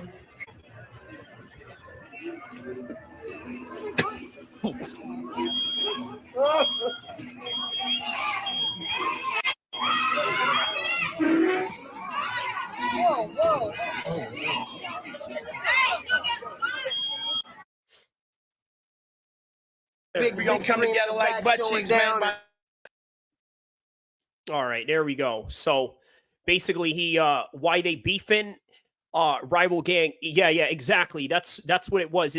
So Stupid Young is a famous Asian boy Crip rapper from Long Beach, right? You know, he came out with that song Mando by Mozzie. Mozzie was featured in that song. You know, so yeah, that's the beef. They were beefing with TRG. So you know, that's kind of like the gang diss name that they call the Asian boys, which is apples, right? So that's basically why they were beefing. And, you know, what are the chances out of nowhere? Yeah. You know, what are the chances out of nowhere? They ended up in the same place in Disneyland and, you know, stuff popped off. It popped off like Pac, you know, went after Orlando Anderson. Jahil shit. Yeah. Oh, exactly. Yeah.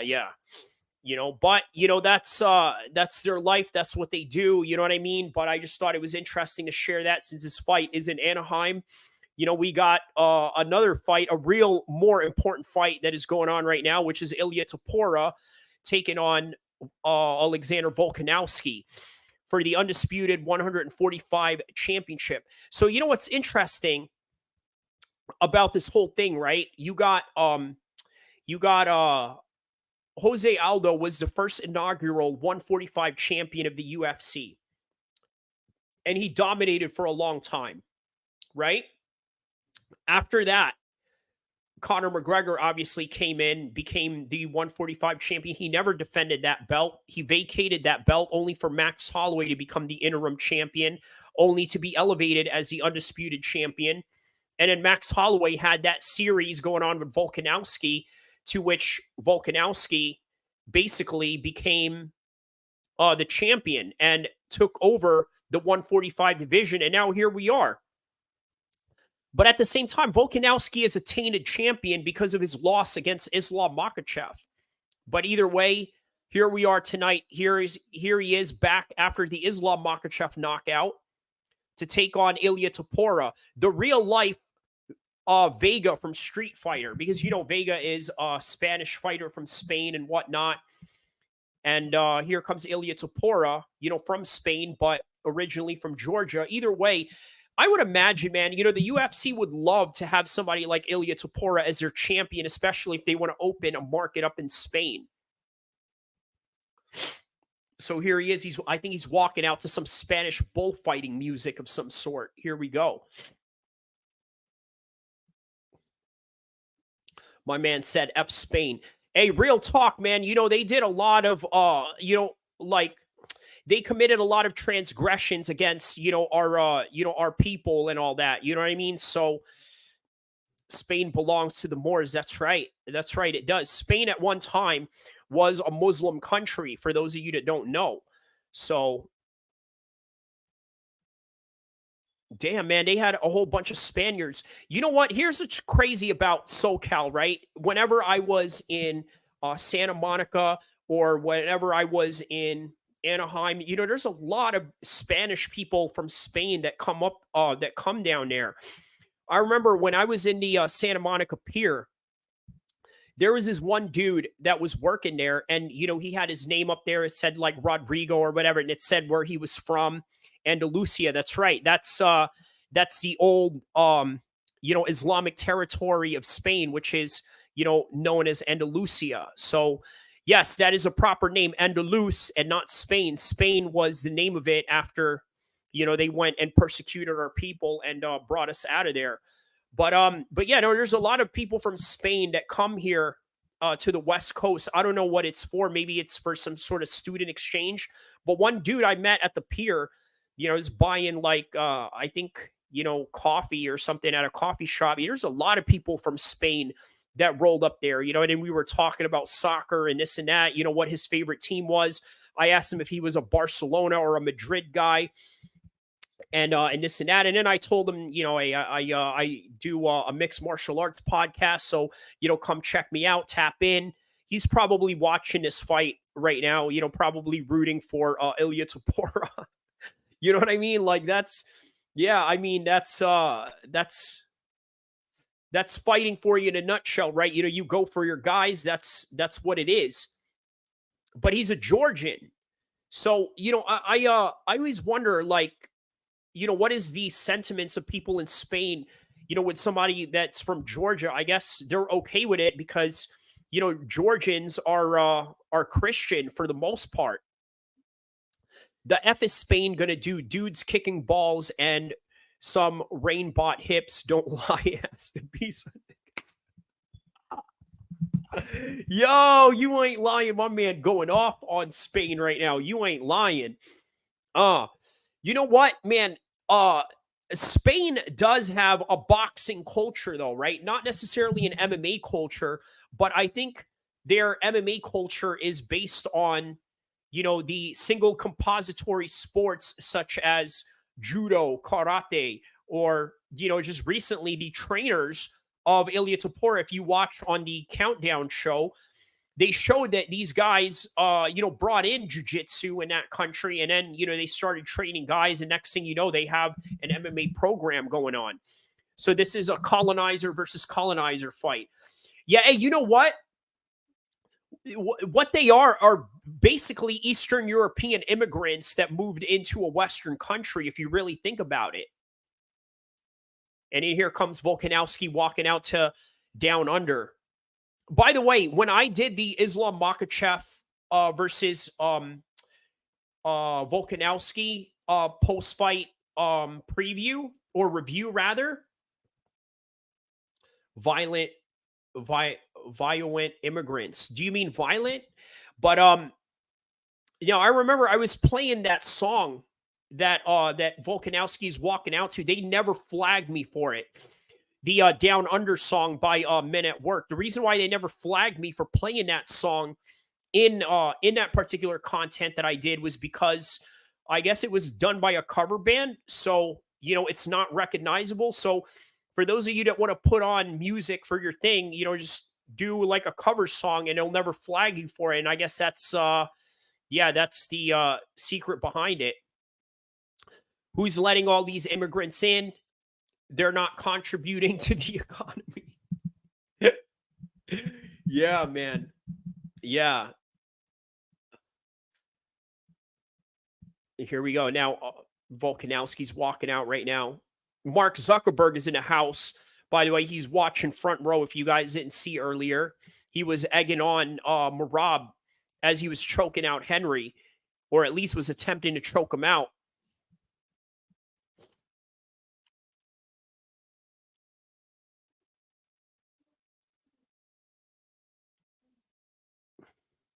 What? Mark Zuckerberg is in the corner of Volkanovski. He's in like full Venom champion gear uniform and all. Look at that. He's right there. Look, he just dapped up Mark Zuckerberg right there. I come from the land of wonder. Oh, man. All the Aussies are up in here right now. All the Aussies, all the Spanish. He blocked conference call. He did. For those of you that don't know, man, I had a page on Facebook before I just started really concentrating on YouTube. I don't know what happened. I mean, there's multiple reasons as to why, maybe I could, make a video on it one day. But yeah, man, he blocked our whole entire channel. You know what I mean? So you would imagine that. So I guess we're Team Ilya Topora in this one. Because, hey, look, I already predicted, right? One of my boys in New Jersey, he messaged, or not messaged me, but he got on my my Facebook and asked me earlier. He's like, hey, what is your predictions for the fight? Let me show you what I had on that one. So let's take a little review on how I did in my predictions. Because I didn't do a video predictions for this one. I was under the weather all throughout the week. But I was doing predictions on this live stream as the other fights were going on. But let me show you this.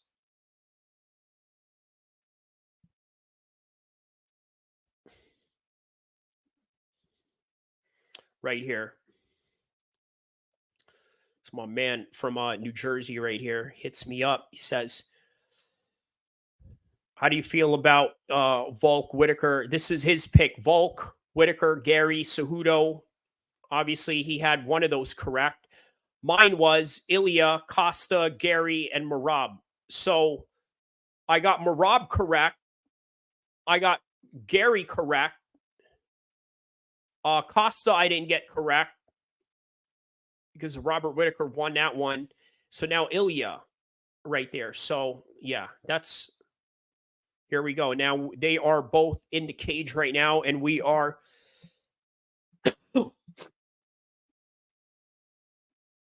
Shout out to the co-founder of Conference Call by Raw Financial. Volk is old as... He's going to win.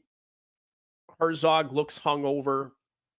Yeah, you know what? Herzog, I think, refereed half of the fights in this card. So, that's probably why he looks, he looks a little bit tired. So, and now, here we go, the main event.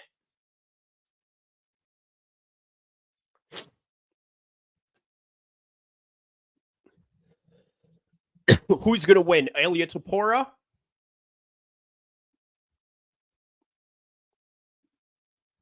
Here we go. Ilya Topuria looks tilapia. Tilapia. You know, it's crazy you say that. Spain does have some good tilapia cooking with Volk. Yeah, he does have that show going on. Volk was cooking some steak for his boys, of which he couldn't have any during the fight week, which I thought was interesting. Episode 298. Cooking with Volk, episode 298. Ah, I like that. I like how you transition that. That's cool. Yeah. Yeah. Real talk. This is episode 298 for UFC's Cooking with Volk because he might get cooked tonight. Look at Ilya Topuria. It has a little bit of a Conor McGregor vibe. You've seen the way that he snatched up his belt, the way that Aldo had his belt snatched up by Conor at the press conference. But I believe that press conference that Conor did was a world tour. It wasn't during the week of that fight. It was when they were trying to promote a world tour for Jose Aldo and Conor McGregor. That was when Conor McGregor was at a plane. Him and Jose Aldo were flying side by side in the same plane. And he was saying to the pilot, he's like, hey, listen, get me on the microphone with Jose Aldo. I'm going to talk smack to him even on the plane. So, I mean, you know, those were classic days of Conor McGregor, days that you'll never get back, you know, out of him. So, you know, here we go. Now, Volkanovski's being announced.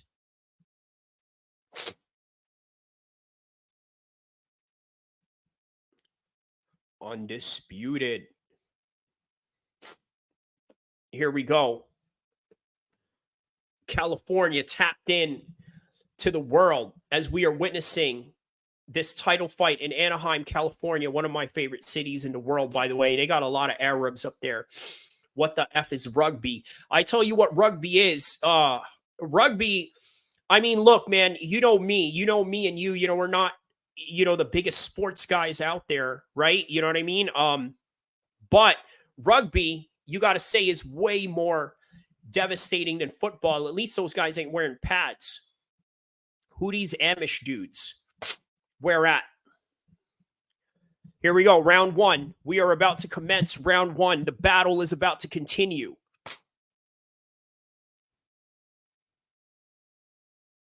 Volkanovski is signaling that you want to touch hands. Yeah, look, I'm not a big fan of touching hands before the fight, not because of like, oh, because, you know, I'm not into sportsmanship or anything like that. I just think that what it does is it gauges the distance between you and your opponent. So that's why I don't like it. So here we go. Body kick by Volk. 436, 435 of the first round. Double jab attempt by Volk. Body kick by Volk. Stance switching by Volk.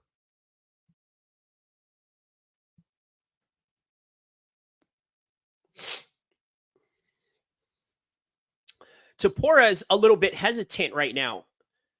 Touch hands like a rainbow. My man June tapping in. The main event. That's right. Yeah, touch hands like the Rainbow Boys. Yeah, I'm telling you, man, I'm not into touching hands. You know, during the fight. And again, it's not because, you know, because you know, I have hate for my opponent or anything like that. It's just that, like, yeah, you know, it gauges the distance. And look what happened. They touched hands. Now look at what Volk is doing. He's gauging the distance in and understanding where he's hitting him. He's already had, you know, a few body kicks towards, you know, Topuria already. So that's why I don't like touching hands before a fight, just only for that reason alone, right? You know, it's just, yeah, man, it's given away too much. Oh, there we go.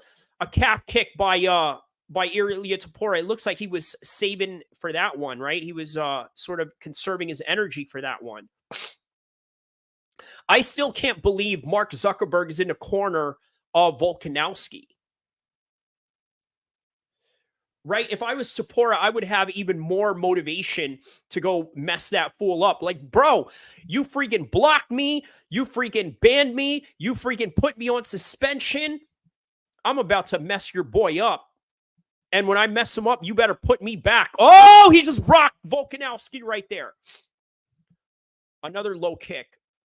Where's Musk? Yeah, Musk ain't there. You know, he don't want that smoke with Mark Zuckerberg. You know what I mean? He didn't want to pull up because, you know, Mark Zuckerberg would have tried to run the fade on him.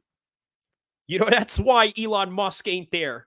You know what I mean? Elon Musk. Oh, you know what? You know what Elon Musk is doing, right? He's, Volk got rocked. Yep. I am at 219, 218, 217 of the first round right now.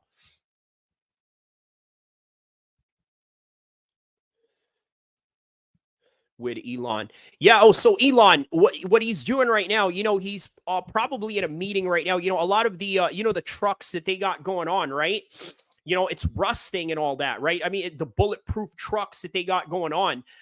A lot of the customers are complaining that, you know, it's rusting. Oh, he just rocked him again. He just rocked Volkanovski again.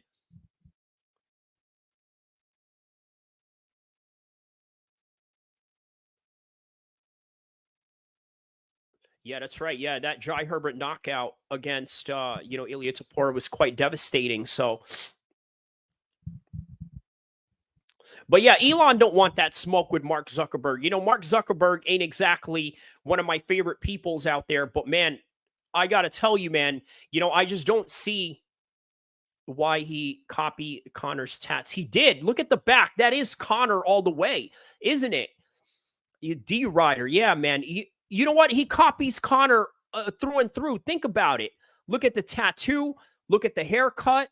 Look at his chest tattoo. It's Conor McGregor written all over it.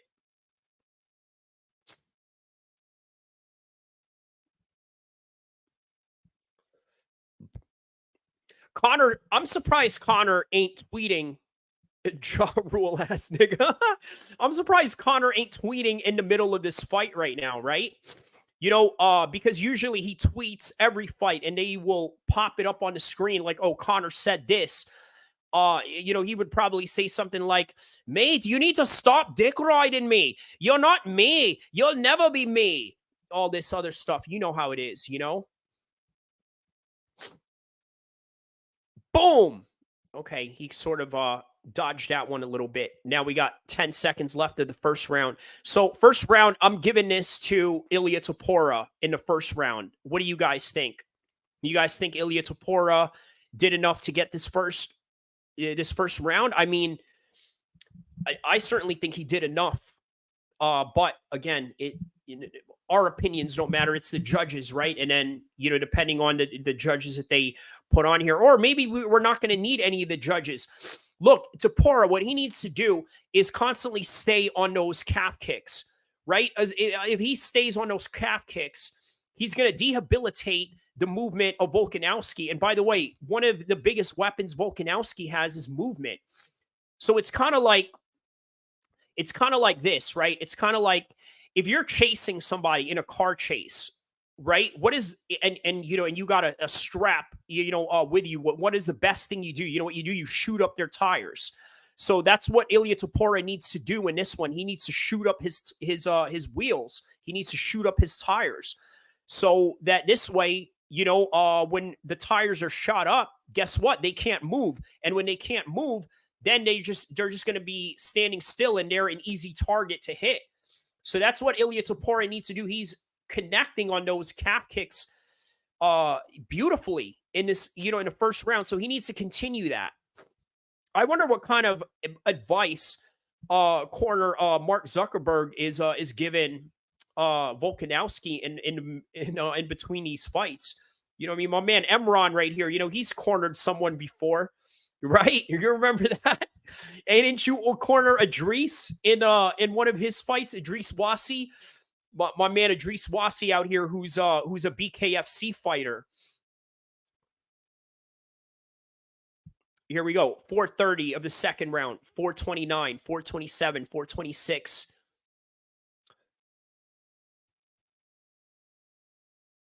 Kevin Ioli gives it 10-9 to Volkanovski in the first round. I don't know, man. I got to give it to Topuria just based on the aggression and the cage control. Let me tell you guys what cage control is. So you see what Ilya Tapora is doing to Volkanovski right now, backing him up behind that black line. You see that black line where the Bud Light, symbol is at? Right there. And you see how he's backing him up against the fence? This is what you call cage control. So this is why I'm giving him the first round for that reason, and maybe even a second round if he continues in this trajectory.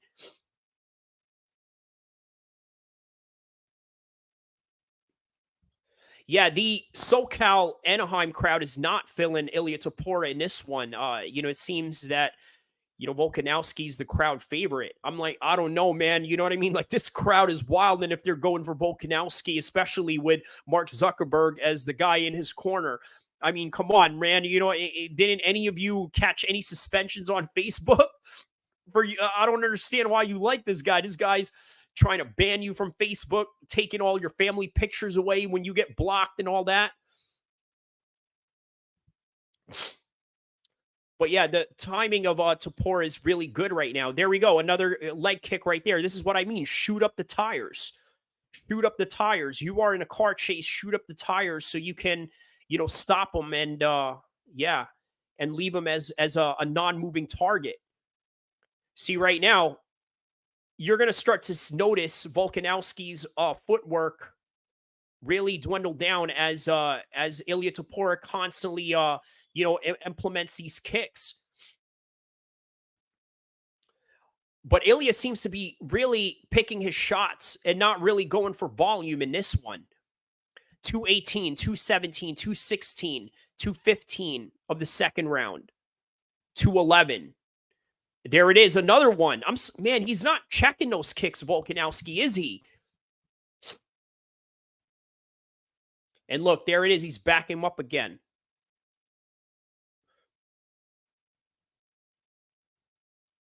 $155, 153, 152 of the second round. Yeah, look, if this continues on like this, I'm giving this to Ilya Tapora again.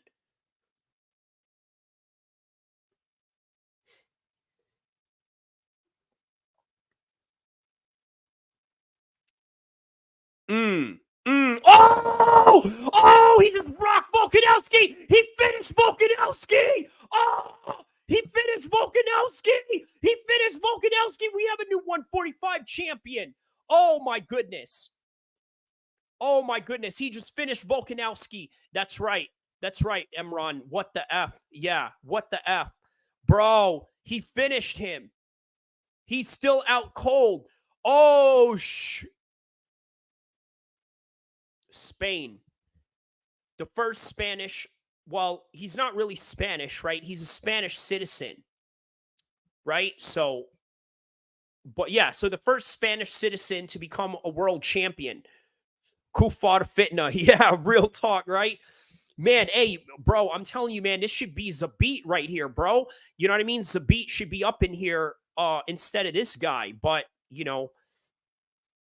encourage them to fight each other. Yeah, man, for real. So who is next at the 145 division? Look at this. Boom! Right on the chin. Right on the chin, right there.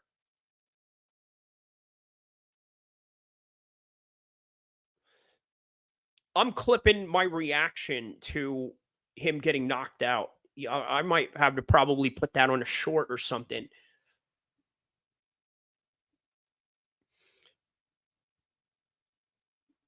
Boom. So I told you guys, this is not a good idea. Zabit would F them all up. Yeah, exactly. I told you this was not a good idea for Volkanovski to come back this quickly. You know what I mean? Look, man, he took that head kick. Bro, listen, I'm going to tell you guys something that a lot of people who don't train or don't fight or don't compete in fighting or don't know anything about fighting, I'm going to tell you something, okay?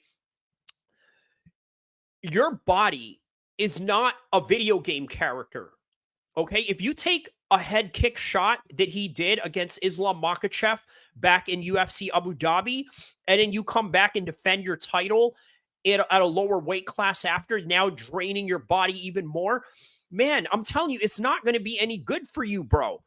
It's not going to be any good for you. Yeah, Ibiza, shake your ass techno music.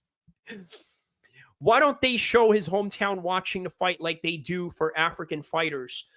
Well, that's a great question. I'm going to tell you why. Because I just don't think there's enough interest in Spain right now for MMA. Now that he became champion, maybe there's going to be higher interest now, right? Because, you know, Spain is, look, bro, they're a soccer country. And not only are they a soccer country, they're also a boxing country, right? So MMA is still a foreign concept to them, right? It's not MMA is not popping in Spain the way that it is in America, the way that it is in Brazil, the way that it is in Japan or Russia, these, you know, traditional mixed martial arts countries.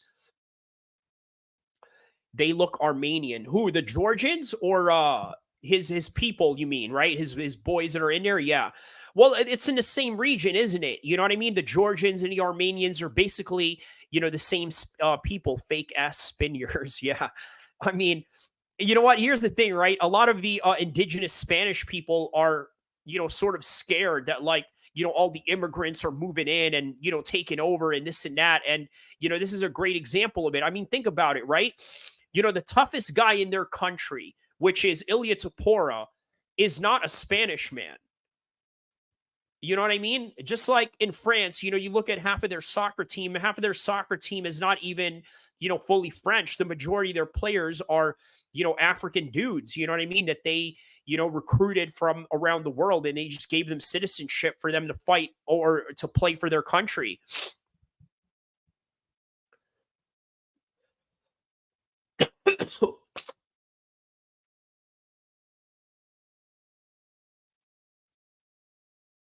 And still undefeated and new. Same with the NBA. That's right. That's right. You know, the majority of the NBA, they're not, you know, traditional white Americans or Anglo Americans, and the NFL as well. You know what I mean? But here's the thing though. I mean, they are American raised.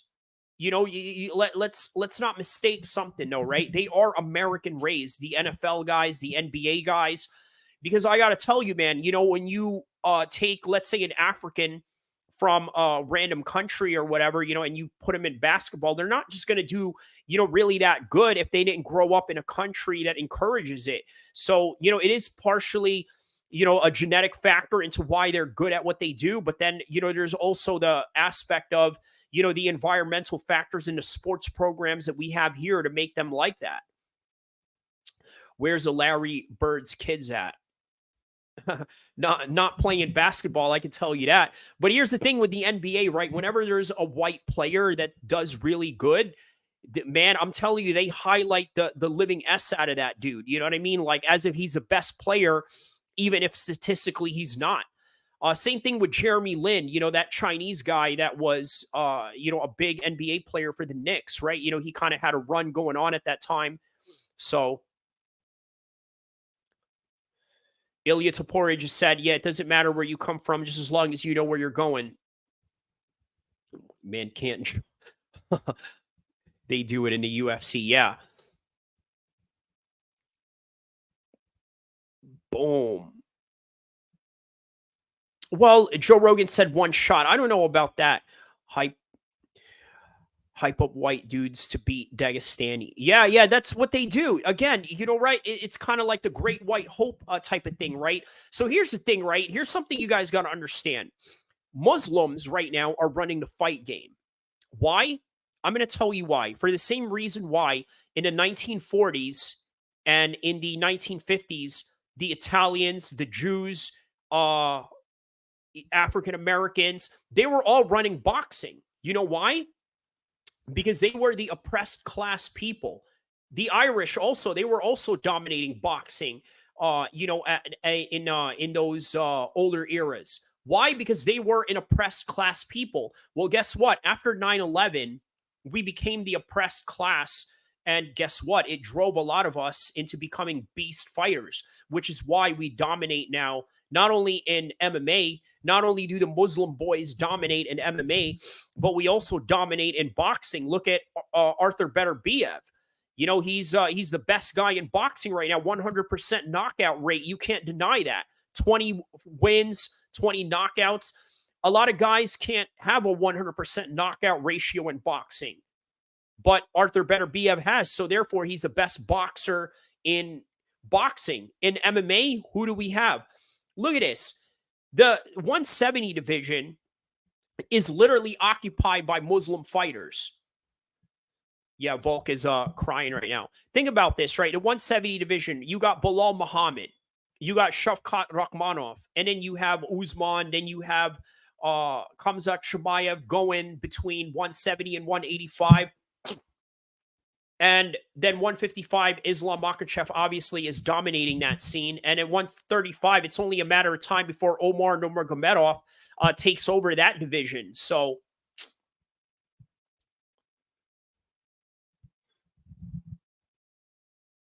nah, ain't no immediate rematch. No way. No way. John Anik talking about they need to give him an immediate rematch. No way. Don't give him no immediate rematch, bro. I mean, look, does he deserve it because of all the accolades that he's built up as a champion? Yeah, he deserves it, but why? All in a video. All in a video. Who? Who's that? Who's all in the video? Dancing. Who's that? Who's that? His team or his yeah, man, he came in there deep though, man. You know what? Look at all the people that are in the cage. This, kind of reminds me of boxing, right? You don't really have a huge entourage in boxing show up like this. But shout out to Ilya Topora though, man. He did the damn thing and won the belt, and he deserves his night right here and deserves his win. He called it too, right? Look, you got to think, right? A lot of people.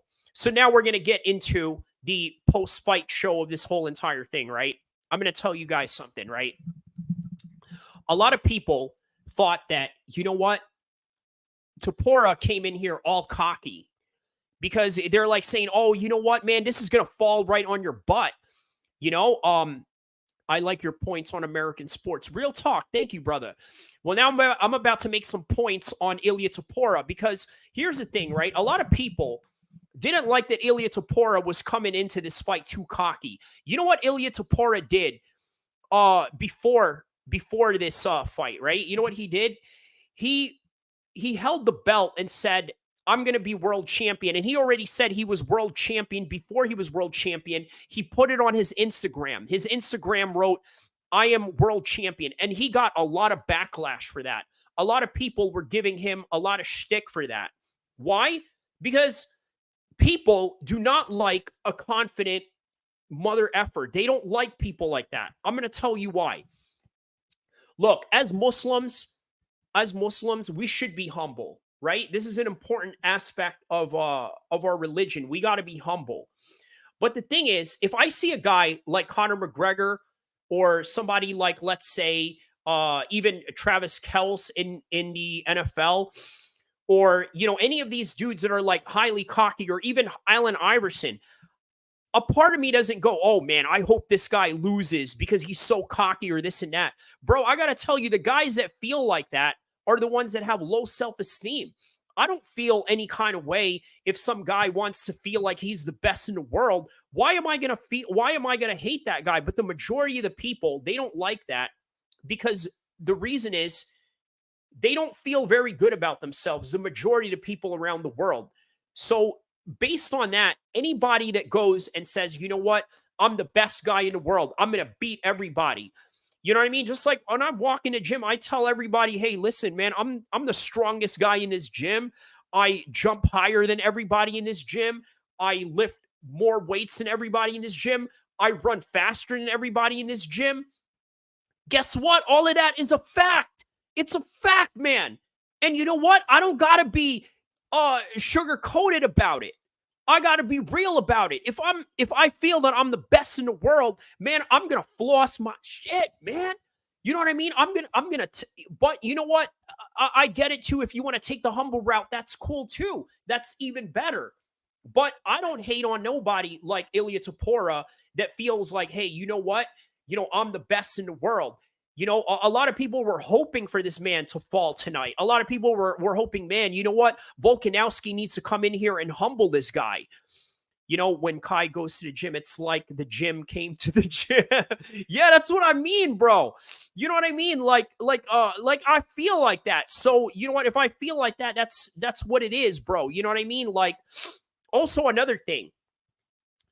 Here's something that Volkanovski did that I really did not like leading up to this fight. He did a self-deprecating, type of he basically self-deprecated himself, calling himself an old man. He dressed like a senior citizen for the press conference, and I don't like that. I'm going to tell you why. Do you think me at 38 years old, a guy who goes out there and smokes all the young guys at the gym, the guy who trains harder than everybody at the gym, the guy who's got great recovery mechanisms at my age, do you think that I'm going to go out there and play this role and say, I'm 38 years old. I'm old now. I'm old. I'm old. No, I don't tell myself that. You know what I tell myself? I tell myself that, you know what? I have a great recovery mechanism. I have a great training regimen. I know when to go hard. I know when not to go hard. And therefore, I know my body is going to function correctly. Volkanovski, leading up to this fight, you know what this guy did? He was telling himself, I'm old. So guess what? You are old because you told yourself and it manifested. So that's what happened with Volkanovski tonight. He told himself that he was so old that it literally happened exactly as what he had predicted it to be. Bruce Lee said, never self-deprecate yourself. And one will argue and say, hey, you know what?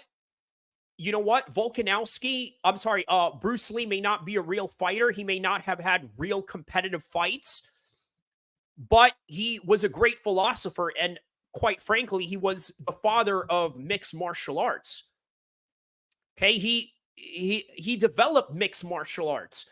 So a guy who developed mixed martial arts knew that you should not self-deprecate yourself. You see, look, here's the thing, right? You ever seen these white boys that, always, talk bad about themselves? Oh, man, I hate my family. Oh, my mom's a son or this and that, or, oh, you know what I mean? Like, it's a white boy thing, to do that. You know what I mean? Like, well, you self-deprecate yourself constantly.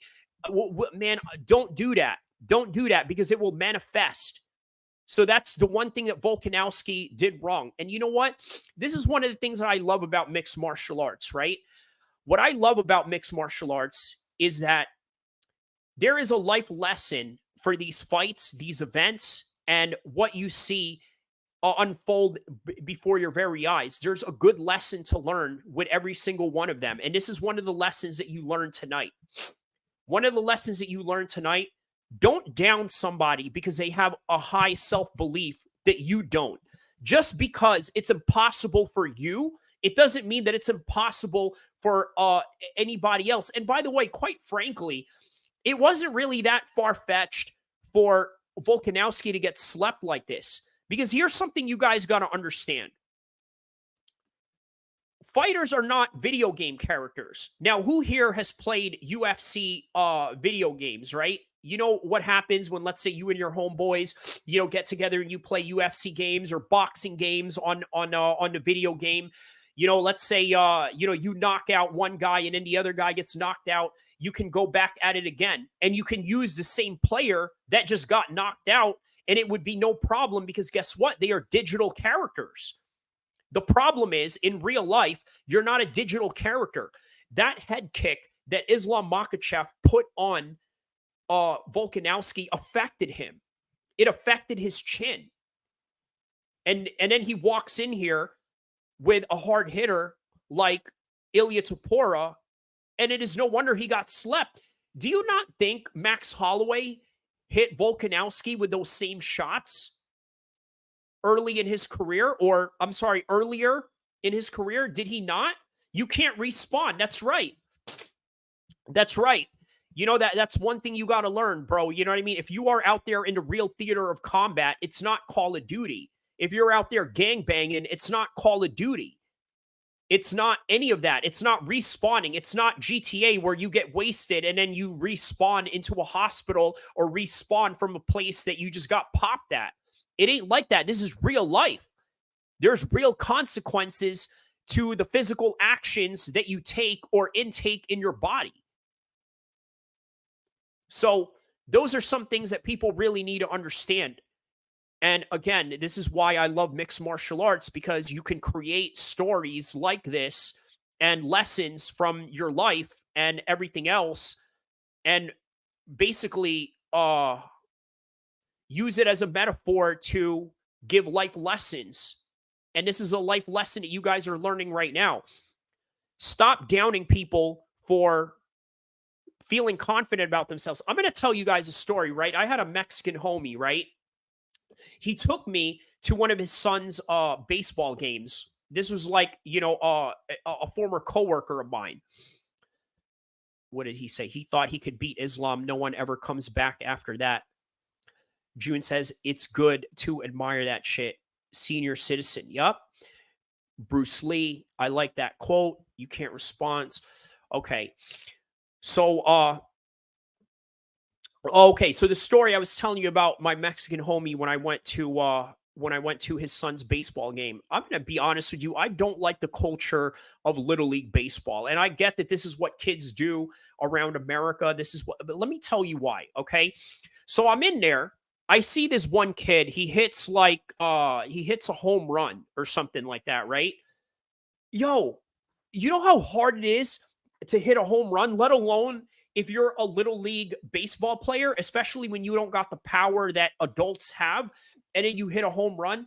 So guess what he did? Right after he hit a home run, he started doing the dance. He started doing well, I don't know what you call that, the floss dance. I don't, you know what I mean? Like, I'm 38 years old, guys. You know, don't, yeah, you know what I mean? Don't whatever, you know what I mean? Like the floss dance. You know the floss dance. So the crowd or the coach was telling him, hey, don't do that. Don't over celebrate. Why the F not? Why should you not celebrate? Explain to me why you shouldn't celebrate after that. Hey, I get it. That's the culture that they live under. But in all honesty, it's just not my thing. Look, to me, it's like, listen, if you want to be humble like Khabib, great. But if you want to be like Conor McGregor, that's good too. I don't got a problem with that. I don't got a problem with any of them. What I got a problem with is, why is it a problem for little league kids to do that? Oh, attitude, don't do that. That's some of the things that I heard. I was like, man, this sports culture sucks, bro. You know what I mean? This sucks. Like, you can't be doing that or this and that. Now, in the combat sports realm, even in the little leagues that we have in the combat sports realm of jiu-jitsu, boxing, MMA, and everything in between, you know what? They let the kids be the kids. They let the kids be themselves. You know what I mean? I've seen a couple of grappling matches, with kids where, after a kid submits somebody, he goes and celebrates. You know what I mean? And even does, the little what is that thing that Tito Ortiz used to do, where he would pick up the shovel and he would pretend like he's burying you. I'm all right with all those things. I don't have a problem with these things. I think that people who have low self-esteem have a serious problem with these things. And I think that's just what I have a problem with. So that's the problem that a lot of people had with Ilya Tapora tonight. They had a serious problem with the fact that he felt like he wanted to be the most confident guy in the room. They don't like that. People don't like confidence. And quite frankly, that sucks. That sucks that people don't like confidence. But that's the way it is. It's not everyone's cup of tea. I have my own cup of tea. You got your own cup of tea. That's just the way that it is. So before I go, I'm going to recap the fights tonight. I obviously went over all the fights already as the stream was going on. But let's take a look at